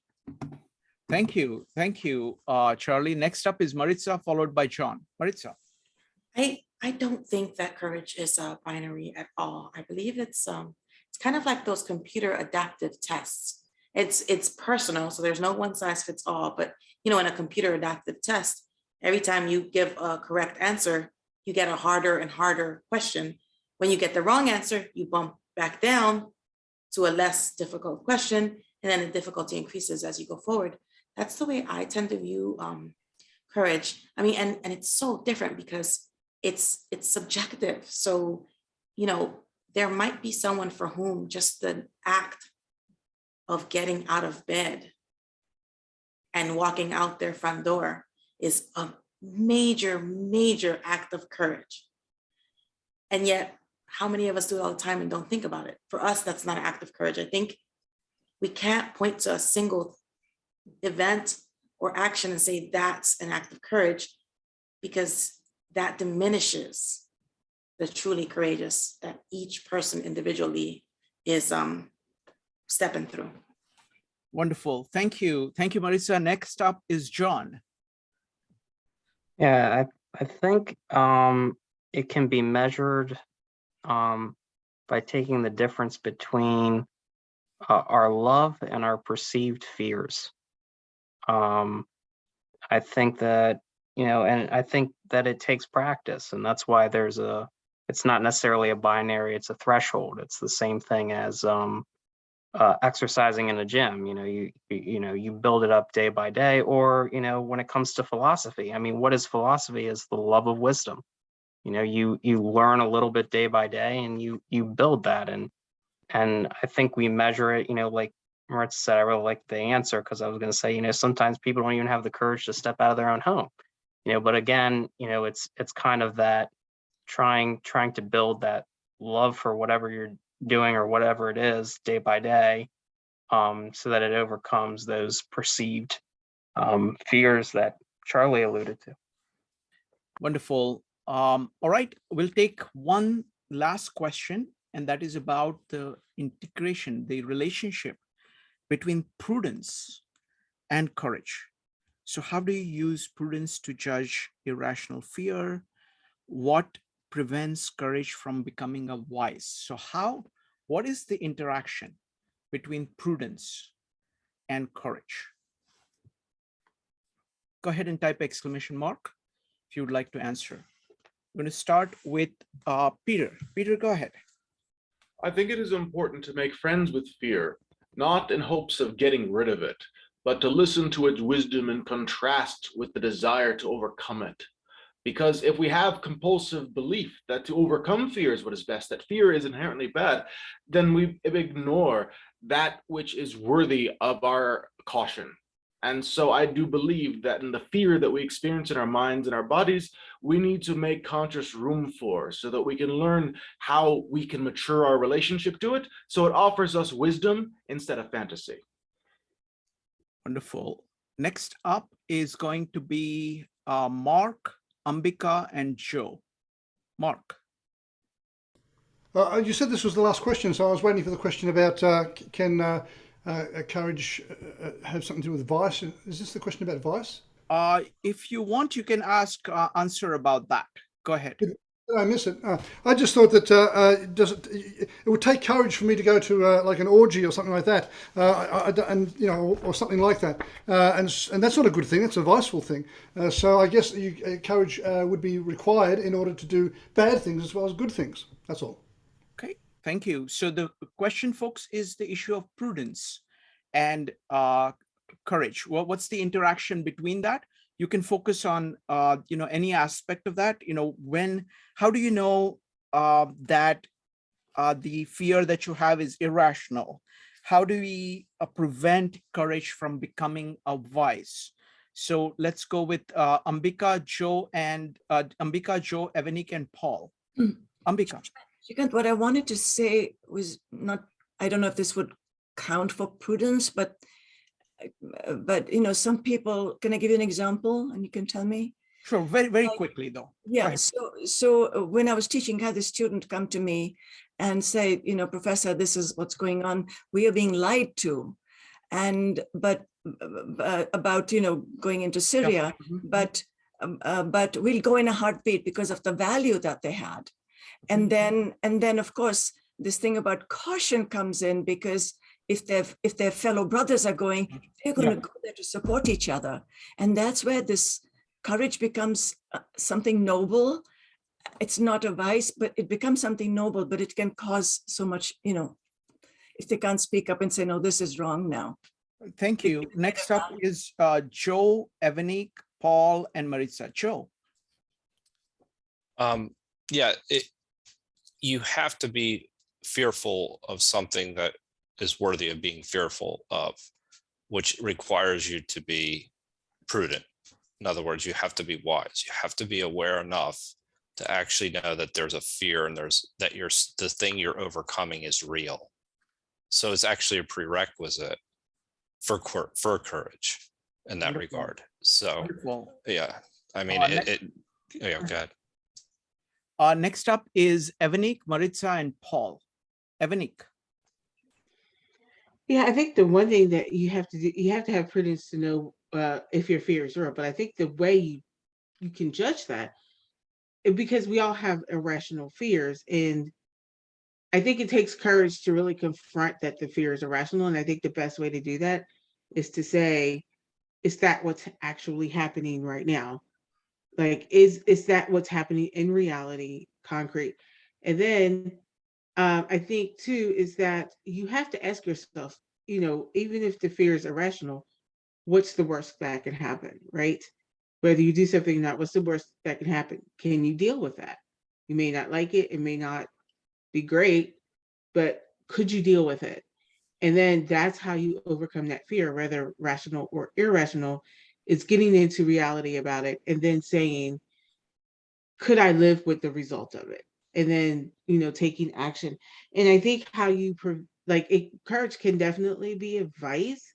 It can become prideful when people are like, giving you congratulations, whatever, and you let it go to your head. And now you think you're greater than everybody else because you did this courageous thing. And now it's almost like you think you're untouchable now, or you think I'm the greatest thing. And then that's when it becomes a vice rather than a virtue. Wonderful, wonderful. So what we're going to do is that we have got Maritza and Paul, and after that, I'm going to ask you a question about this meetup, how it worked for you, because I have a very specific format. I'm going to recount the format, and I want your comments on how the format worked for you. So just brief comments, okay? Maritza, followed by Paul. Maritza. I think that's what prudence brings to mind to me is the concept of moving forward in our lives with intention. And we briefly touched in our chat breakout room about what Evanik just brought up, the idea of asking yourself, what is the worst that can happen? And but to be able to do that, one needs to be a little bit more aware of what's happening within and around ourselves.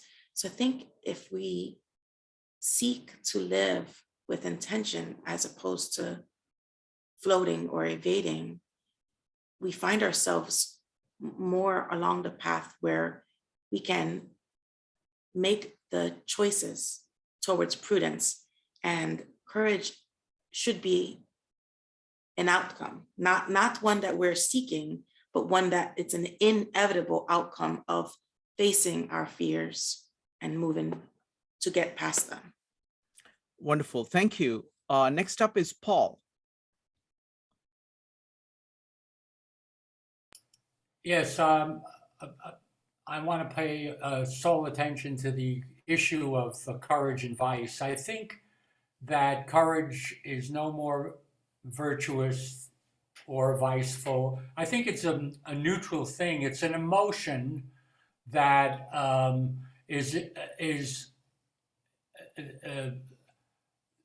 even if it's a split second, there's a thought that goes, I'm going to take this risk to get what I want.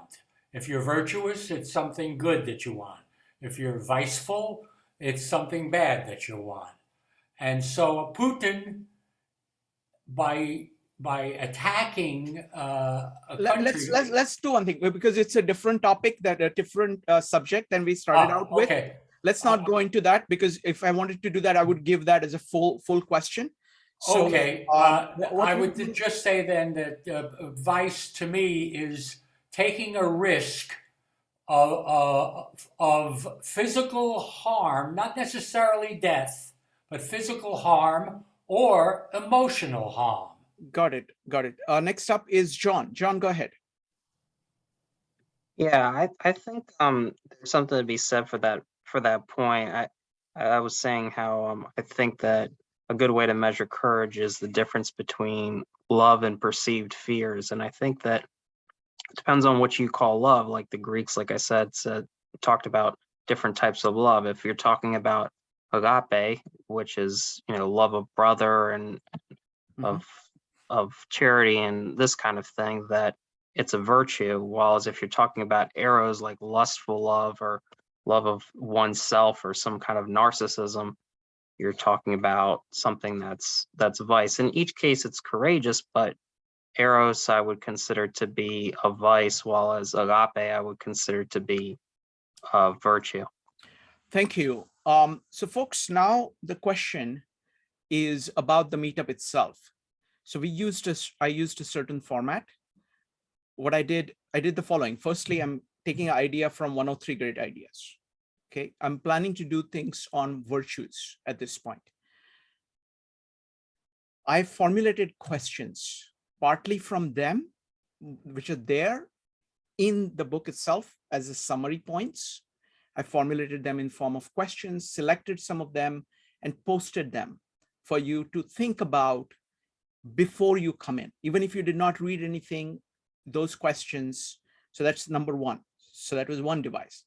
Second device was I use significant passages from the actual text to give you a flavor of how people talk about the concept and what are the various things they have had to say.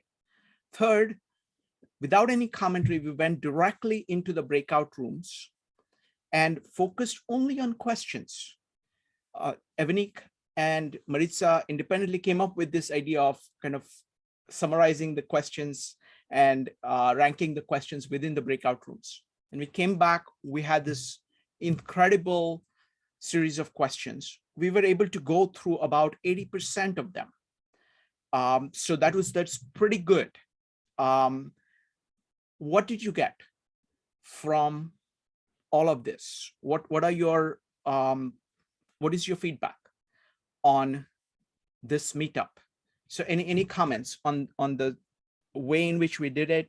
What are you walking away with? Is my original thing that I said is that if you don't walk away with something which is new, something that you're not thought of about courage, then you're doing something wrong or we are doing something wrong. Okay, so please let me know what was the net impact of having this meetup for you. Go ahead and type exclamation mark if you would like to share or raise your hand in Zoom. We'll start with John. John. I really enjoyed the format. I like the fact that we started with questions. It was really Socratic for me. And I guess maybe my only suggestion, just as like an initial thought, would be that in terms of the questions that are voting on in the groups, that maybe you put them first. I don't know. I don't know what other people think about that, but maybe, you know, the ones that are most important, the choice some of kind of a questions is ranking. a very complex thing because you have to maintain a certain flow of questions. You have to maintain the variety going from one kinds of questions. So that one I will take the moderator's privilege to focus on, because that's something that creates the dance. But thank you very much. Next up is Evanik, Joe, and Mark. Evanik. I walked away with more questions and answers, but it's been a wonderful discussion. I do like the idea of going into the breakout rooms and having people ask questions about, you know, what they heard, because I think it has people participate more, to think of questions, because you may not know the answers or you may not have feedback in terms of like giving comments, but usually that's because you have questions. So if people can get those out, I think it adds to participation in the general discussion. I'm definitely taking more questions, but I'm also taking away a better understanding of courage in the varying degrees. So wonderful. And that's my thoughts. Thank you. Thank you, Evanik. Next up is Joe, Mark, Ambika, and Charlie. Joe. I kind of go back and forth with it. I mean, I think that it was good. if I were to, say rate it overall, I would say it was a good experience in the sense that we're soliciting questions, that it actually led to some dialogue, and it didn't lead to anyone dominating the conversation, and everybody was participating. So there was that aspect of it that was good. I do think sometimes, depending on the topic, that a question for people to ponder in the breakout room could also elicit good discussion, and could also allow you to come back with questions, because sometimes if the topic is really abstract, it may require a question, or if it's dense, it may require a question to just get the conversation started. So that's another, I think it's. This time, did you have any trouble getting questions from? No, this is not. That would normally be the case. I would say for the 103 great ideas, that would normally be the case, because what happens is that there is just so much material put out in the presentation. So many people, so many thoughts, that some questions will come out from somebody. I think that that's what I would expect. I don't think people will have paucity of questions. So I think for these 103 great ideas, this is fine. Yeah, I agree with that. For the 103 great ideas, I think it's absolutely fine. Only for that. Thank you. Next up is going to be Mark, followed by Ambika, Charlie, and Maritza. Mark. I generally don't mind things going at a fast pace. I really quite like that often. But in this case, I felt it was just a tad rushed, and I felt a little bit edgy. But I must say that I'm very impressed with a large number of people. The quality of the questions and the quality of the comments is really impressive. This was good. This is what we do, Mark. It's you're relatively new to this, but this is what we do day in and day out. So the pace, and the only reason that we have the pace is to accommodate so many great people saying so many things in a manageable amount of time. So that's what it is. Thank you. Next up is Ambika, Charlie, and Maritza. Ambika. I think this was a lot of fun because it was so relatable. And because we have experience of these things, but we don't talk about them, it's really started to come up. So it worked really beautifully. Wonderful. Thank you, Ambika. Next up is Charlie, followed by Maritza. Yeah, I just want to, as you well know, I've been to a number of 52 Living Ideas meetings, but this one, something happened that I think was important, and that's Evanique making a list of the questions. Yes. Because I've been in other meetups, and there's a lot of people who never speak up. Okay, but they will speak up in breakout rooms. And so that it's the only way that they're going to get their voice heard is if there's a list of questions like Evanique did. And so I think what she did is, and you recognized it immediately. So that was excellent. Yeah, so we are going to do it. We are going to do that as a standard thing going forward. Yeah, thank you. Thank you, Charlie. Next up is Maritza, followed by Gretchen. Maritza. I really like that for the exact same reason that Charlie just mentioned. There are people who didn't speak up during the lightning round of questions from my group, but they contributed to the questions. So I was happy that I had read the question to you, so their voice was still there. I really like that aspect. One thing I will say that I think my group found they were a little adrift with the lack of opportunity to have a small chat or processing prior to coming up with the questions. I don't know if that's something we would be able to fit in, but there was, or maybe it's not necessary going forward, but I'll keep that in mind. I'm deliberately trying to, what I was trying to do is that I wanted to see what people would come up with. So I wanted to let them come up with something on their own. So that, and looks like, I'm just blown away by the questions they come up with. So I don't think that I would have been able to help any by doing any kind of clarificatory questions or anything like that. And in some ways, I'm kind of letting all the people across history speak. So right, that I loved, by the way. I really liked the paragraphs with all the different philosophers, because it was the same thing said differently, and you could see the parallels and the differences. No, what I meant, Shrikant, was within the breakout rooms. People are used to, like some of the regulars, they're used to having that as a, pull out the concept and kind of mull over it. Mm-hmm. So when you go in there, you're like, only questions. it took a little wrapping your mind around. And Okay. some of them were kind of wishing for that opportunity to process together a little bit. Got it. Got it. All right, Gretchen, you have a quick comment. You got about 2-3 sentences, please. Yeah, very quickly. I just would agree with that, saying that, you know, typically, this is very, this probably speaks to my ignorance, Got it. a little over my head. That's For fine. the conversations here, and I think I just really appreciate this topic. Thank you. Thank you. All right. So folks, now the official meetup is over, but there is something that I want to do for people who are interested.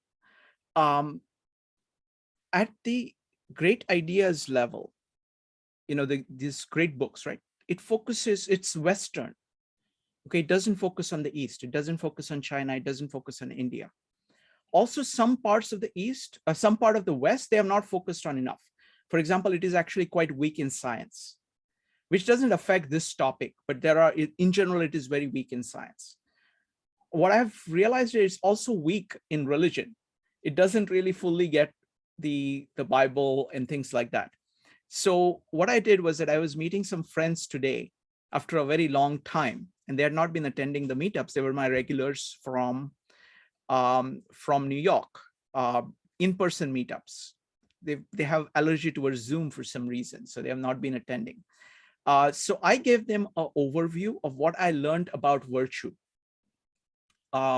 So I'm going to give that for people who are interested. So if you're not interested, you're welcome to leave. I will not feel bad at all. But this is what I've learned from all the meetups that I've done. So because I was meeting them after 2 years, I said, okay, I'm going to tell you about everything I've learned for the last 2 years. Okay. And this is the diagram for doing that. So you're welcome to stay or leave, but I want to tell some of my friends over here who could not make it in person in New York. I didn't want them to miss it. So I'm going to do that right now. Okay, so let me go ahead and mute everybody for now. And I'm going to start the presentation. I'm going to share my screen. This is, let me see here, participants, share screen, start broadcast. Okay, it's coming up. All right, there. All right. Okay. All right. So let's start.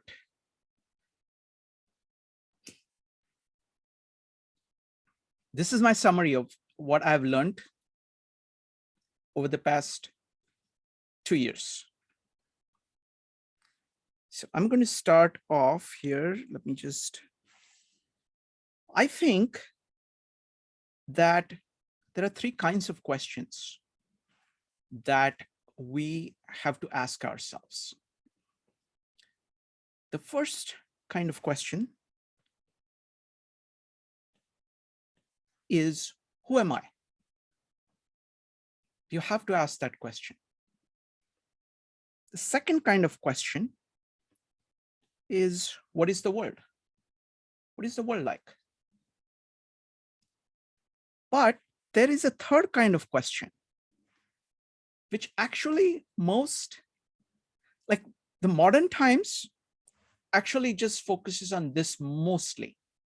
But when you read Tao Te Ching or Bhagavad Gita or Gospel of John, there is one other question which is very big.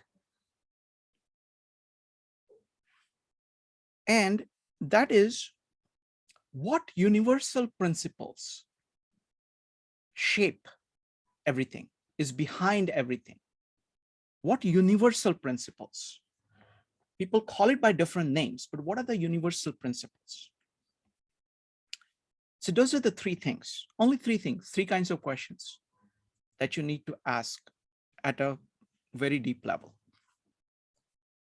Next is, what do we actually do? So the I actually seeks to know, seeks to know the universal principles. So we seek. Having grasped something about the universal principles,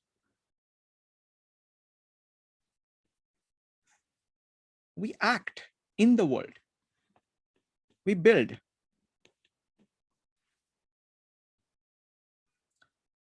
And what we build, I'm going to change this world here to, let me remove this. I'm going to change this world here to community. Because the world that we actually think of is the society that we are building, the kind of society that we are building.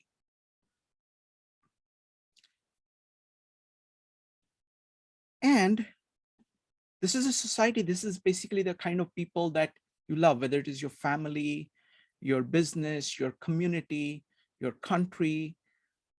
And what you actually feel towards them is love.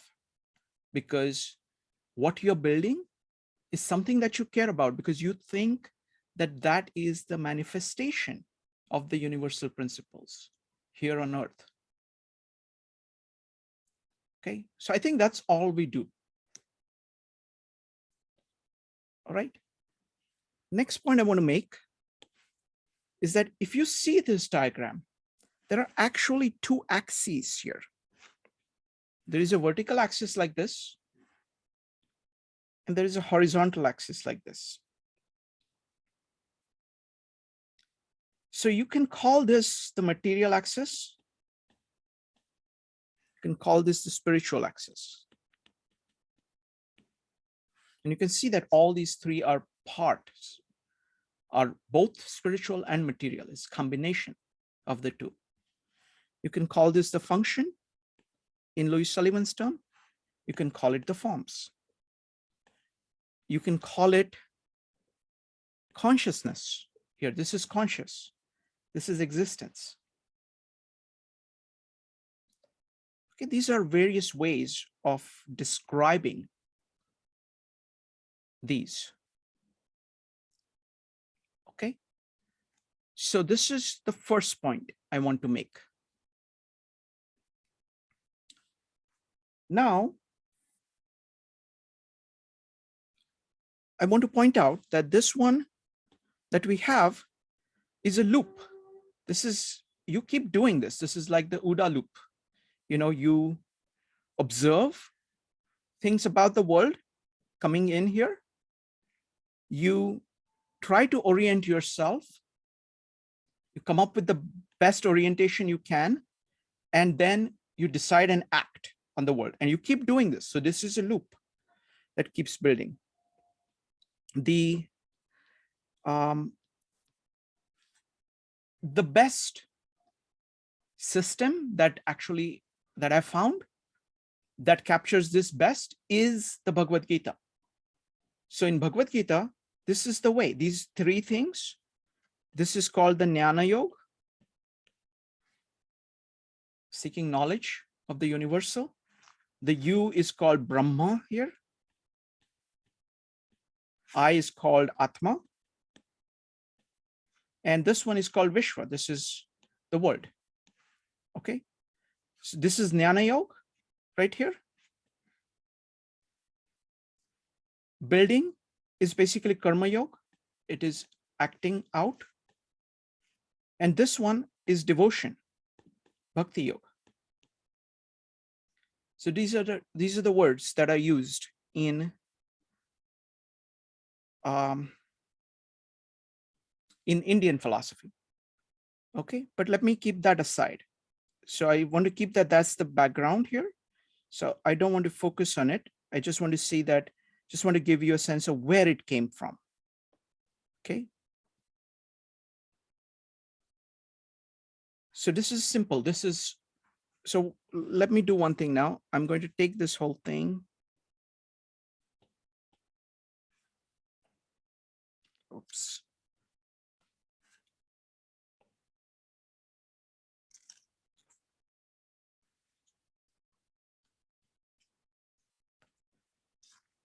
Okay, I'm going to put it on another page here. Paste. I'm going to make it a little bit smaller over here. Okay. So this is the summary I have. But you can notice that there is nothing negative here. All of it is just positive. So what about negative things? Where are the negative things? So that's the next one. Not everybody is actually pro this world. There are people who can be against the material world. Not everybody is pro the spiritual or consciousness. They can act against that. So what does that look like? So you have here the inverted eye. Louis Sullivan calls it the inverted self. But the best way to understand it is from here. This is the inverted community. Okay, so how does this get here? What is the relationship between this and this here? So I think the relationship is that you can see that in this first cycle, it starts here. It starts within you. You have to be aware. You have to be awakened. And you have to say, I am going to grasp the universal. I am going to grasp God. That's what really matters. The universal principles, which are governing the world, the community, me. What are the principles? What are the virtues? So virtues are right here in the you. That's where it starts. So it starts like this. And then it goes down and ends up here in community or the world. The error of the negative starts here.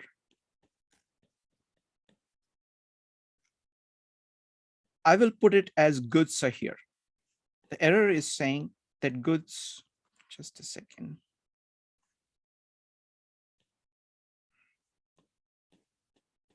Basically, it takes the final product of this process that is right over here, the C, or community or world or products that have been created. And they're saying they're already here. And it regards them as the starting point here on this side. And then your eye actually regards that to be greater than itself.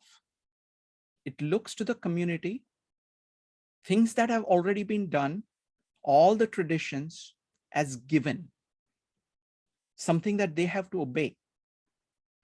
It starts just like this is love. This is rooted in fear. It starts with the fear of yourself, fear of actually looking at yourself, of who you are at the depth. And it follows by having fear of others. And you're trying to just follow whatever it is that you think will make you safe from that fear. In the process, you produce something here, which is the inverse of this. This is false ideas through a process of rationalization. So this is you rationalize. Over here, you seek. You're going up. You're saying, what is it? What is it? What is it? I'm curious. I really want to know. Here, in rationalization, you've already decided what is. You've already said whatever is there, and then you are using all kinds of ideas. So many, many, many philosophies are just rationalizations for something that they already hate, already fear. Okay, and what does that do? That actually impacts you.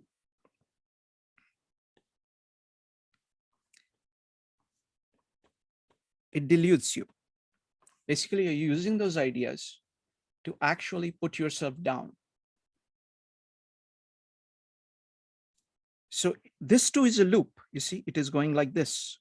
So it starts off over here regarding whatever has been done as primary. It builds ideas from it, which are rationalizations of that, going down here this way, and uses them to crush your own spirit and that of others, so that you're more full of fear, so you will follow whatever is there. It's a negative loop. Now, all of us have some aspect of each. It doesn't mean that you're all one way or the other, but both these, this is positive. This is like in the last chapter that we looked at. This is called the great souled man. This is the chapter 9 of Gita that we studied, great souled man. And this one he calls, just a second, wrong color. He calls deluded man.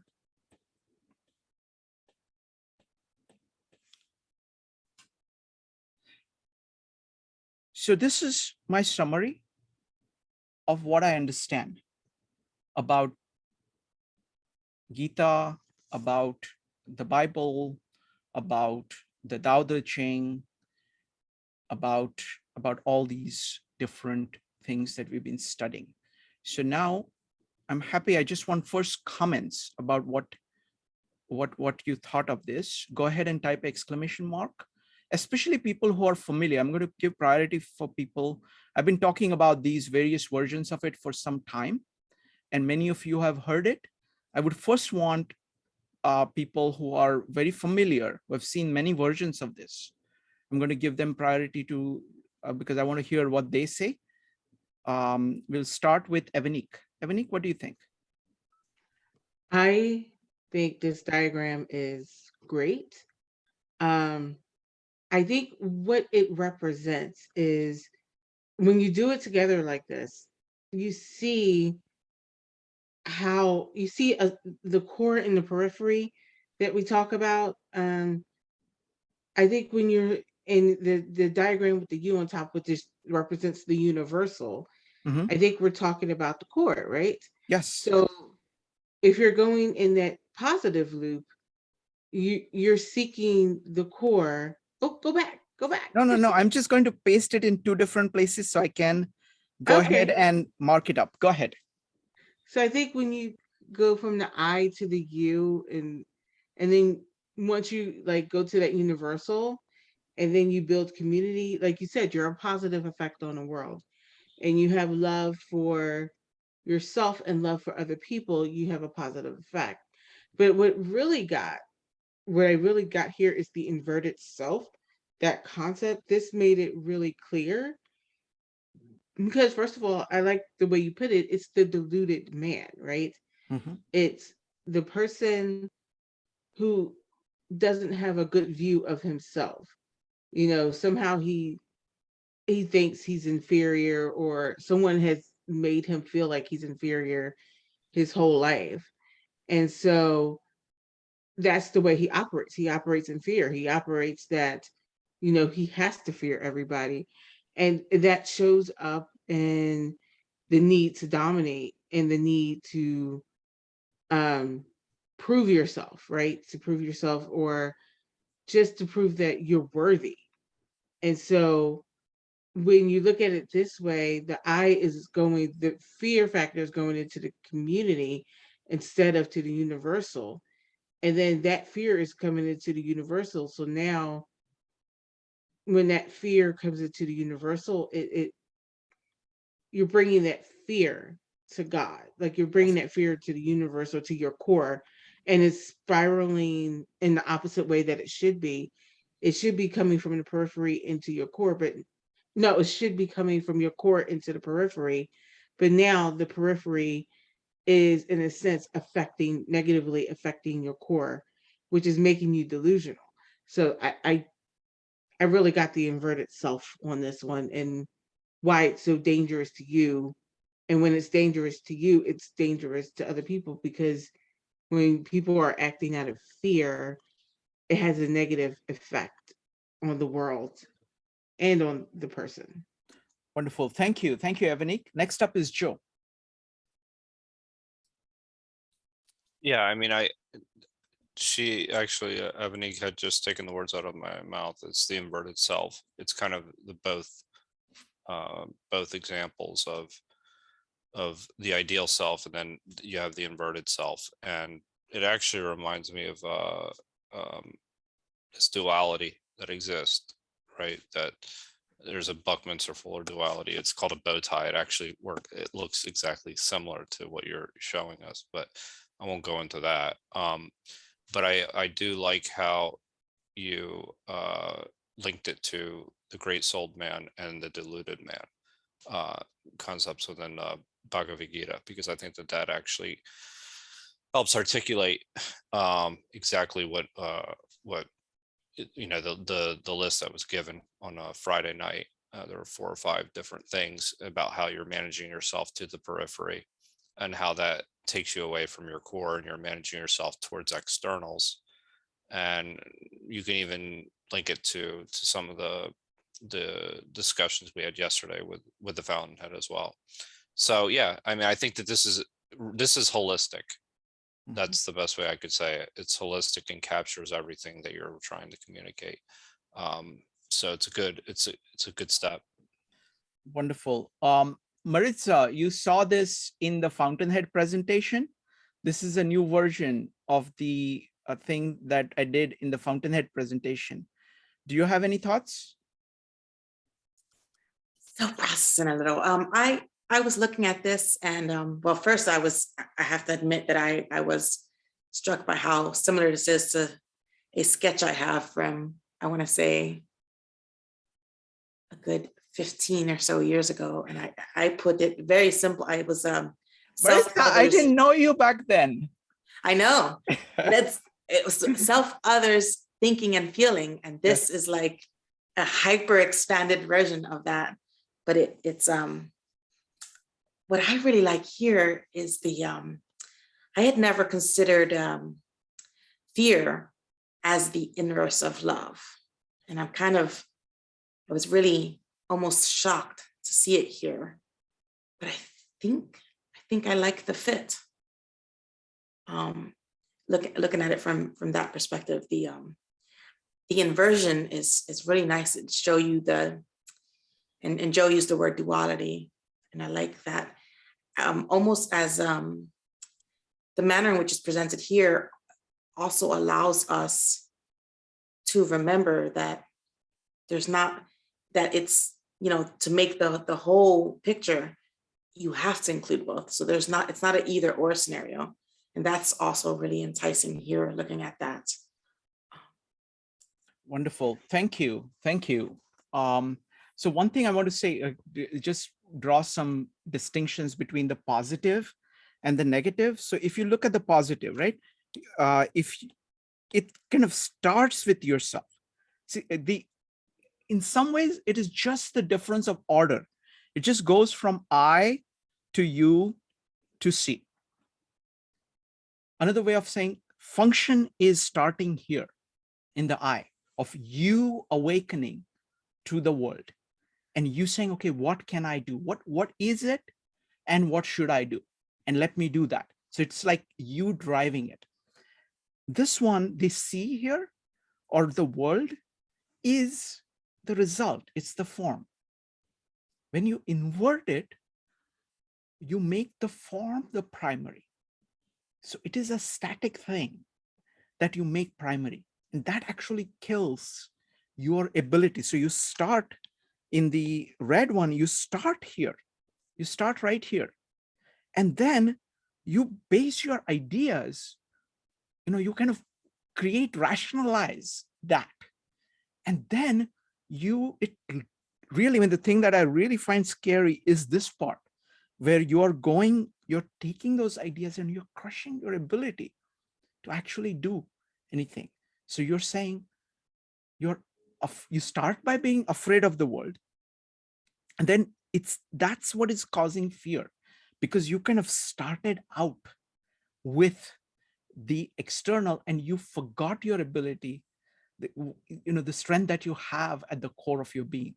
So because you reverse the order, it's simple thing about reversing the order. If you take the reverse order, it's going to have reverse effects. Thank you very much. So Joe, you had more comments.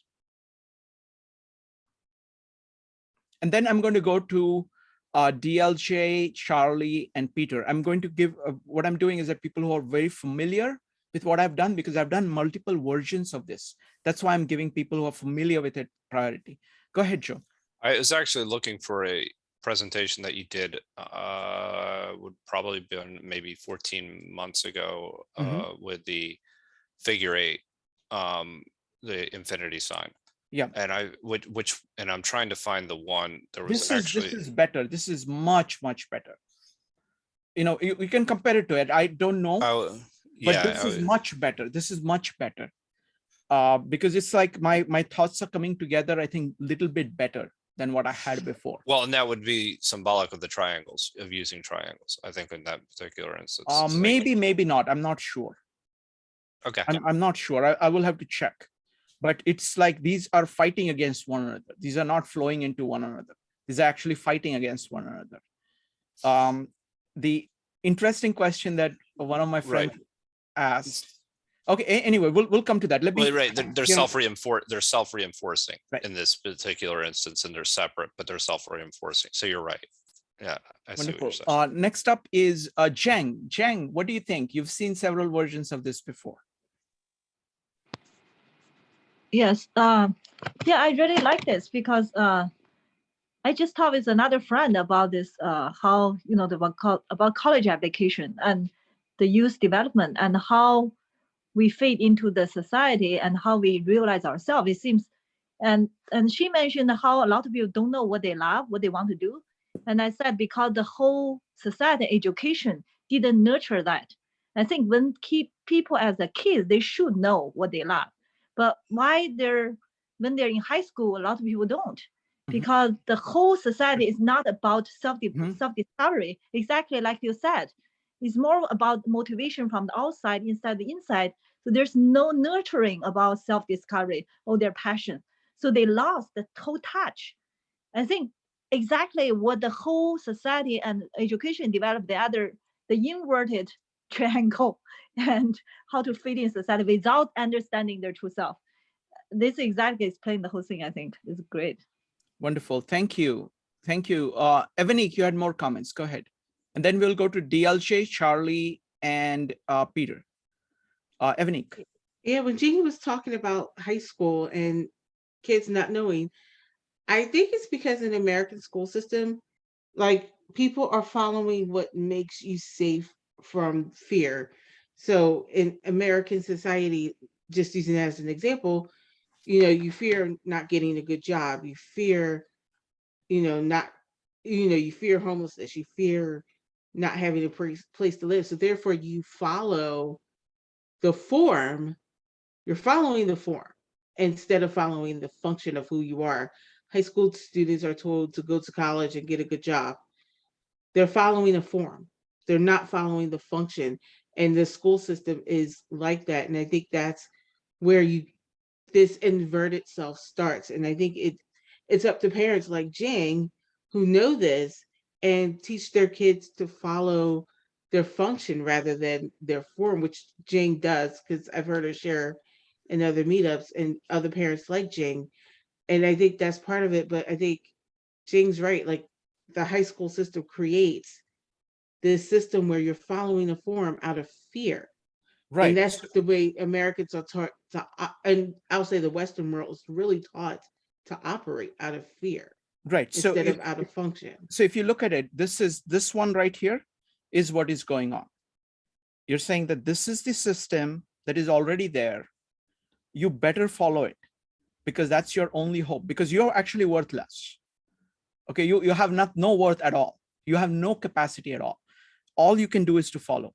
The opposite of that is to saying that you develop the curiosity internally to figure out things about the world. And then you will have the ability of actually adding to the world, building the world. That's a very different kind of idea than that. Okay, excellent. All right, DLJ, thank you for your patience.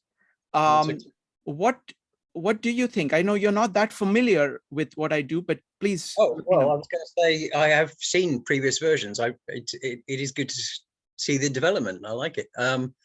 You didn't, I sent you an email of my version I developed a few years ago, but you didn't reply. This is, it's very, very, so look, the thing is that this is at such a high level.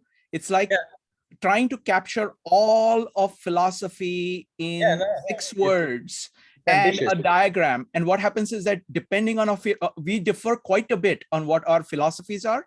So our diagrams are going to be very different. I was going to say, I feel this your development is getting closer to the one I sent you. So I was thinking we're diverging actually. So sorry, we're not. What's the opposite of diverging? We're verging. Okay, I'm glad to see. I've not seen it, but I'm glad to see if it is, because the thing is that this is like what happens is that this is like you're trying to pull together everything in a smallest possible thing. So it's a very delicate process. So I prefer not to look at anything else while I'm doing it, because I have to remain true to all the connections that I see. I won't resend it in that case, but it's in your junk mail probably. So I have a question though. I'm looking at the green triangle, although it's green and black, and challenging it. Thank you. That's clearer. Because that's what I do with my own diagrams. I write them down and then think, what's rubbish about it? So I'm not saying it's bad, but I'm looking at the arrows on the green one and thinking, okay, I get the I can seek you. How about this? You can ask any question. So just ask it in form of a question. I will answer it. Well, yeah, I'm not sure I can put it in a succinct question. So, okay, I'm okay with the I to you, you to C to I. But what I'm looking at is that I think I can have love of the community. So that green arrow could be reversed. The community influences universals. So depending on your view of what universals are or whether they're subjective. That is that. So yeah, go ahead. The other one, I think, no, I think it is only one directional from I to you. So that's my only comment. Which that two of the arrows are dual directional, but one isn't. Does that make sense? What are you saying? Can you put it as a statement or a question? Ask me a question. Yeah, so the direction of the arrows on the green triangle, yes, I'm okay with the way you've got them. I'm thinking also you can have two of the arrows could actually. Which of the arrows? So the one at the bottom, so I to C, I think the arrow could go also in the other direction. You can have love of community, yes? Okay. No. Okay, so that's one question. What's the other question? And the other one is the right-hand arrow, right-hand side, which is U and C. Community can build universals. Sure. Let me go ahead and answer those two questions. All right. So actually, this is actually very complicated. So firstly, the building is based, what I'm saying is that the community here is actually like let me change the color to the right one. Okay, so firstly, you have to realize that the community here is actually a sum of individuals. So this is just a perspective. So for example, suppose somebody else is standing, they would be standing here like this, and they would be going to the universal, and they would be transforming other people too. So what happens is that the community itself consists of individuals. So one of the deepest principles of Bhagavad Gita is the principle of namaste, where you're saying the God in me greets the God in you. So what is the God in you? So God in me is basically the same as the universal principle. So each person is doing this to each other and to the world because it regards this God to be in them. and they are acting from that. And that is impacting other people. So this is a fractal. So this would continue. There are all kinds of things. The community consists of a whole bunch of people doing all of these things like that. And all the things that are coming down is affecting other people. All the things that are going up are coming from individuals. There are many, many, many, many, many such individuals that are doing that. So that is the explanation of this. Again, the bidirectional thing, what I'm emphasizing here is that actually the love is bidirectional, but it is bidirectional because there is another I over here.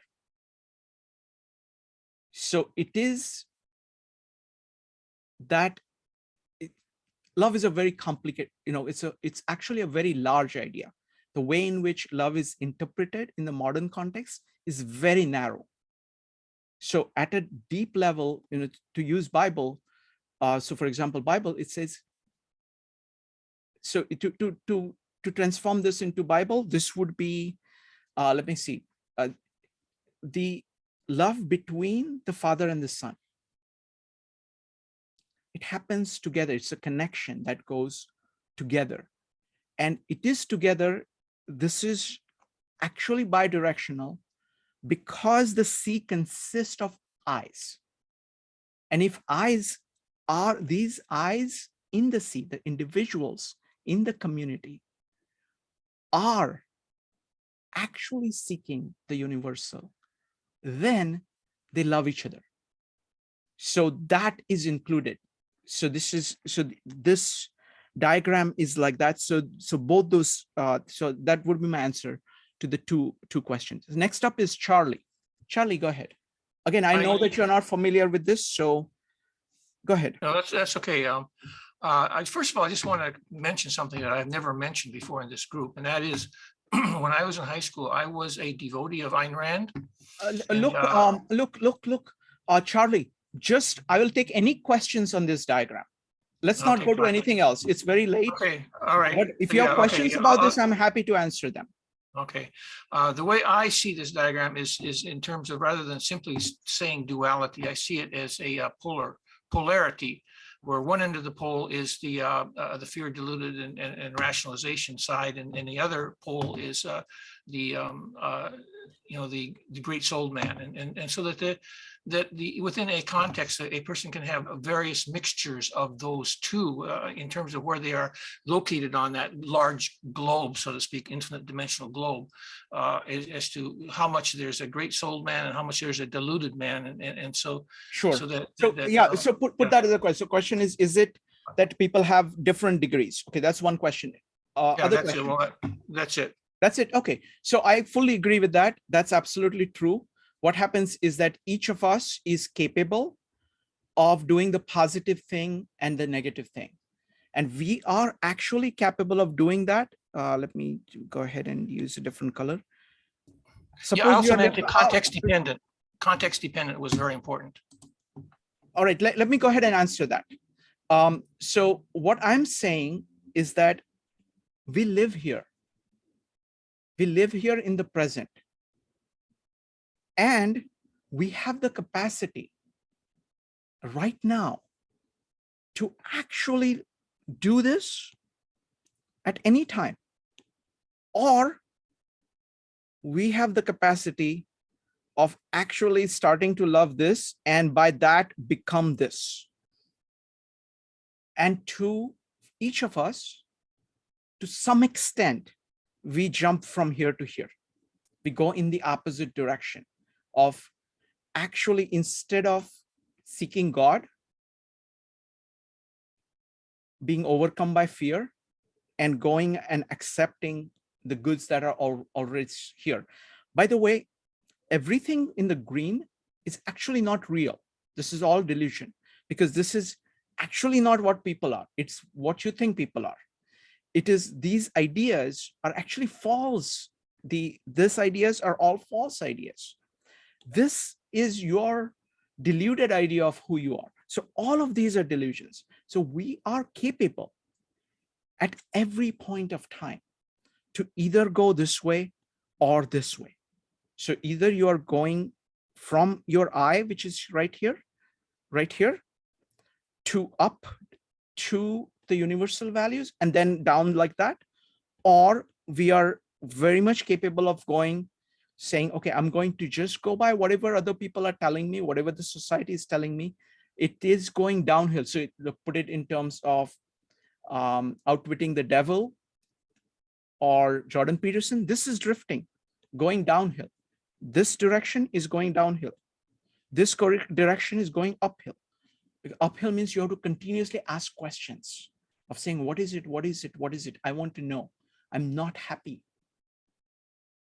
I need to know more. I know that I don't know everything. There is more to know. It is full of effort. This is drifting. Anytime you drift, you go this way. And everybody to some extent does each of it. If you were to do, it is, so it is absolutely true that you have it in different, people have it in different quantities in different contexts. Next up is Peter, followed by Ambika. Peter, what do you think? I guess first off, I would like to take my crack at it and have an explanation that might potentially be helpful. This idea of I will take any questions.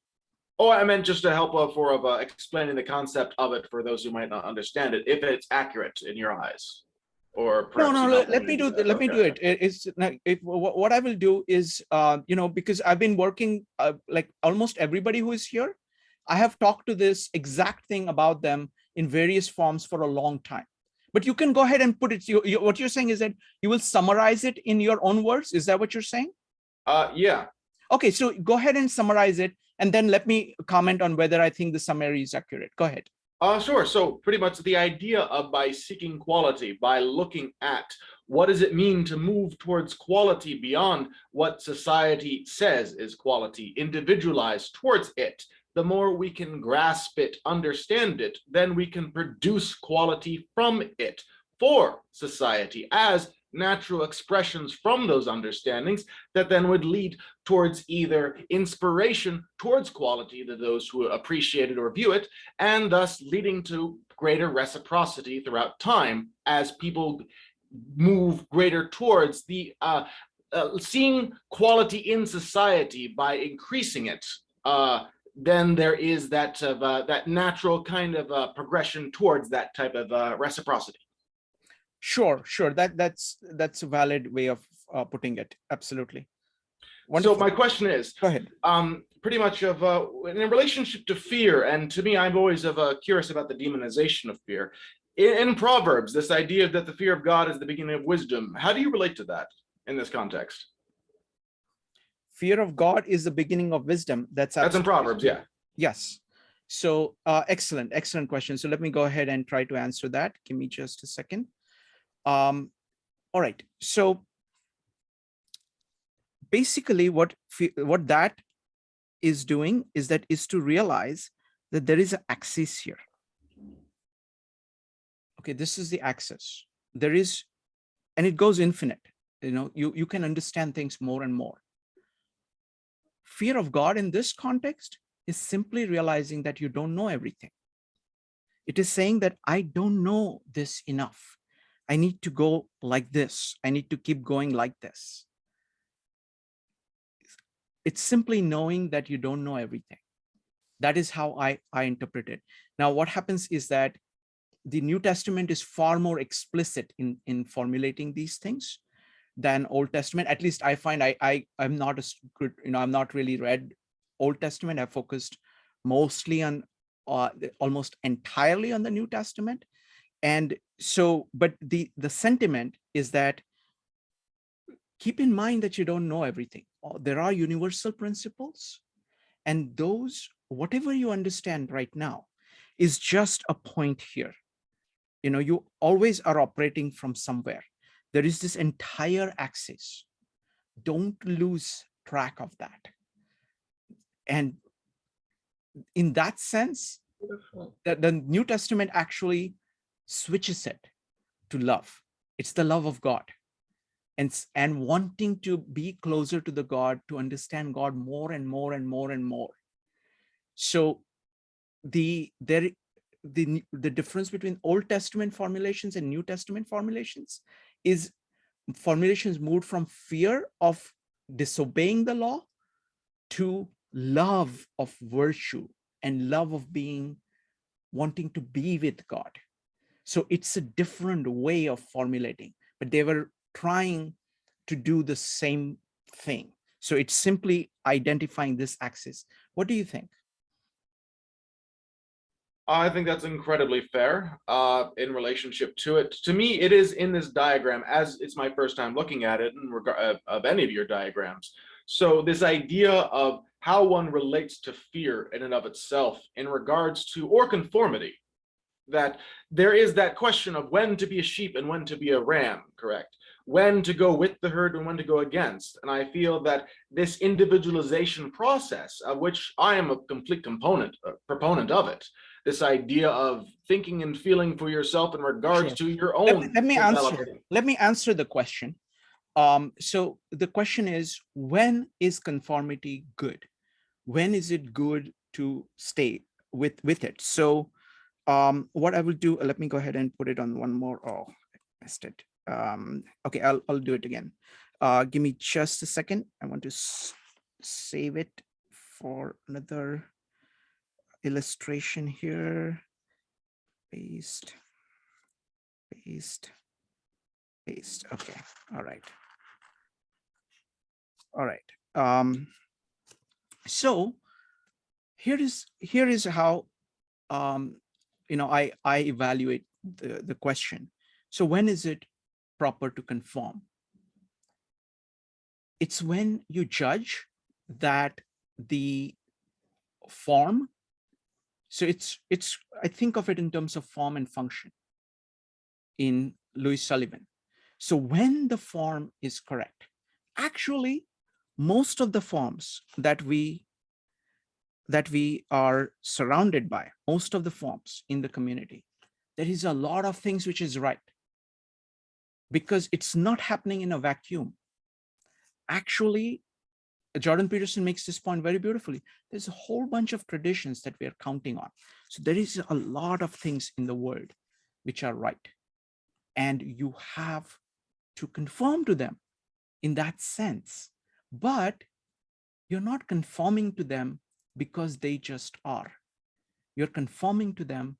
The way I would put it is that, it's great to follow a glorious tradition, not because it is a tradition, but because it is glorious. So you evaluate the tradition based on your conception of what is the proper principle. Is this according to the right principle? If it is according to the right principle, you follow it, you conform to it. But the word conform is a tricky word, because what you're saying is that you will use all the forms. The thing is that these forms are not optional. We live by creating forms. We cooperate by building forms. We work on forms together over thousands of years of our history. And that is what the forms are. So and I tremendously value the fact that we are able to talk, we are able to use this language, we are able to use Zoom, we are able to, have the prosperity to be able to take time to talk about this. This is a result of so much great forms that have been built, and I'm completely conforming to all of them in order to speak this. And I'm tremendously grateful for it. And that is tremendously valuable. So the question is right here in the you of saying, what is the right thing to do? You evaluate the right thing. Your primary relationship, it is between you and truth, you and seeking, you and God, you and Brahma, and you do what is right. Okay, very good. Next up is Ambika, followed by Rojeen. Ambika. Oh, I'm good, Shrikant. Okay. Yeah, I'm just seeing as you've gone over this, again, that sense of a spiral from the center, like, from green to red and so on. How can we? Don't get hung up on the patterns. So you see, there is a spiral over here. So it keeps on growing like this. It keeps going like this. So these are the spirals. This spiral actually keeps going down. It becomes smaller and smaller because it uses, every time it goes to nothingness. That is the direction of it. This is kind of expanding spiral, and this is contracting spiral. But they are spirals like that. But don't make the visual thing as a primary, because then No, I was just seeing how people go from one to the other. Oh, how do you go from the positive to the negative? Yes, and then kind of circling. I don't want to say circling back, but to maintain the strength in the green rather than in the red. With people's experiences, they kind of go back and forth. Right. So it is like this. So that issue, I think the best formulation of that is by Napoleon Hill in Outwitting the Devil, or Jordan Peterson does a fantastic. So the choice is really up or down. That's the choice. The down arrow is simply drifting. You're just drifting down. You don't have to do anything, actually. You will get there very easily if you don't do anything. This is full of effort. It is about having a definite purpose of saying this is good and I'm going towards it. And it is full of effort. So that's how you move from one to another. Yeah, simple daily lessons, right, from childhood. Yeah. Thank you. Next up is Rogine. Rogine, go ahead. I hope I'm not missing something. I really like these, and I think I understand it.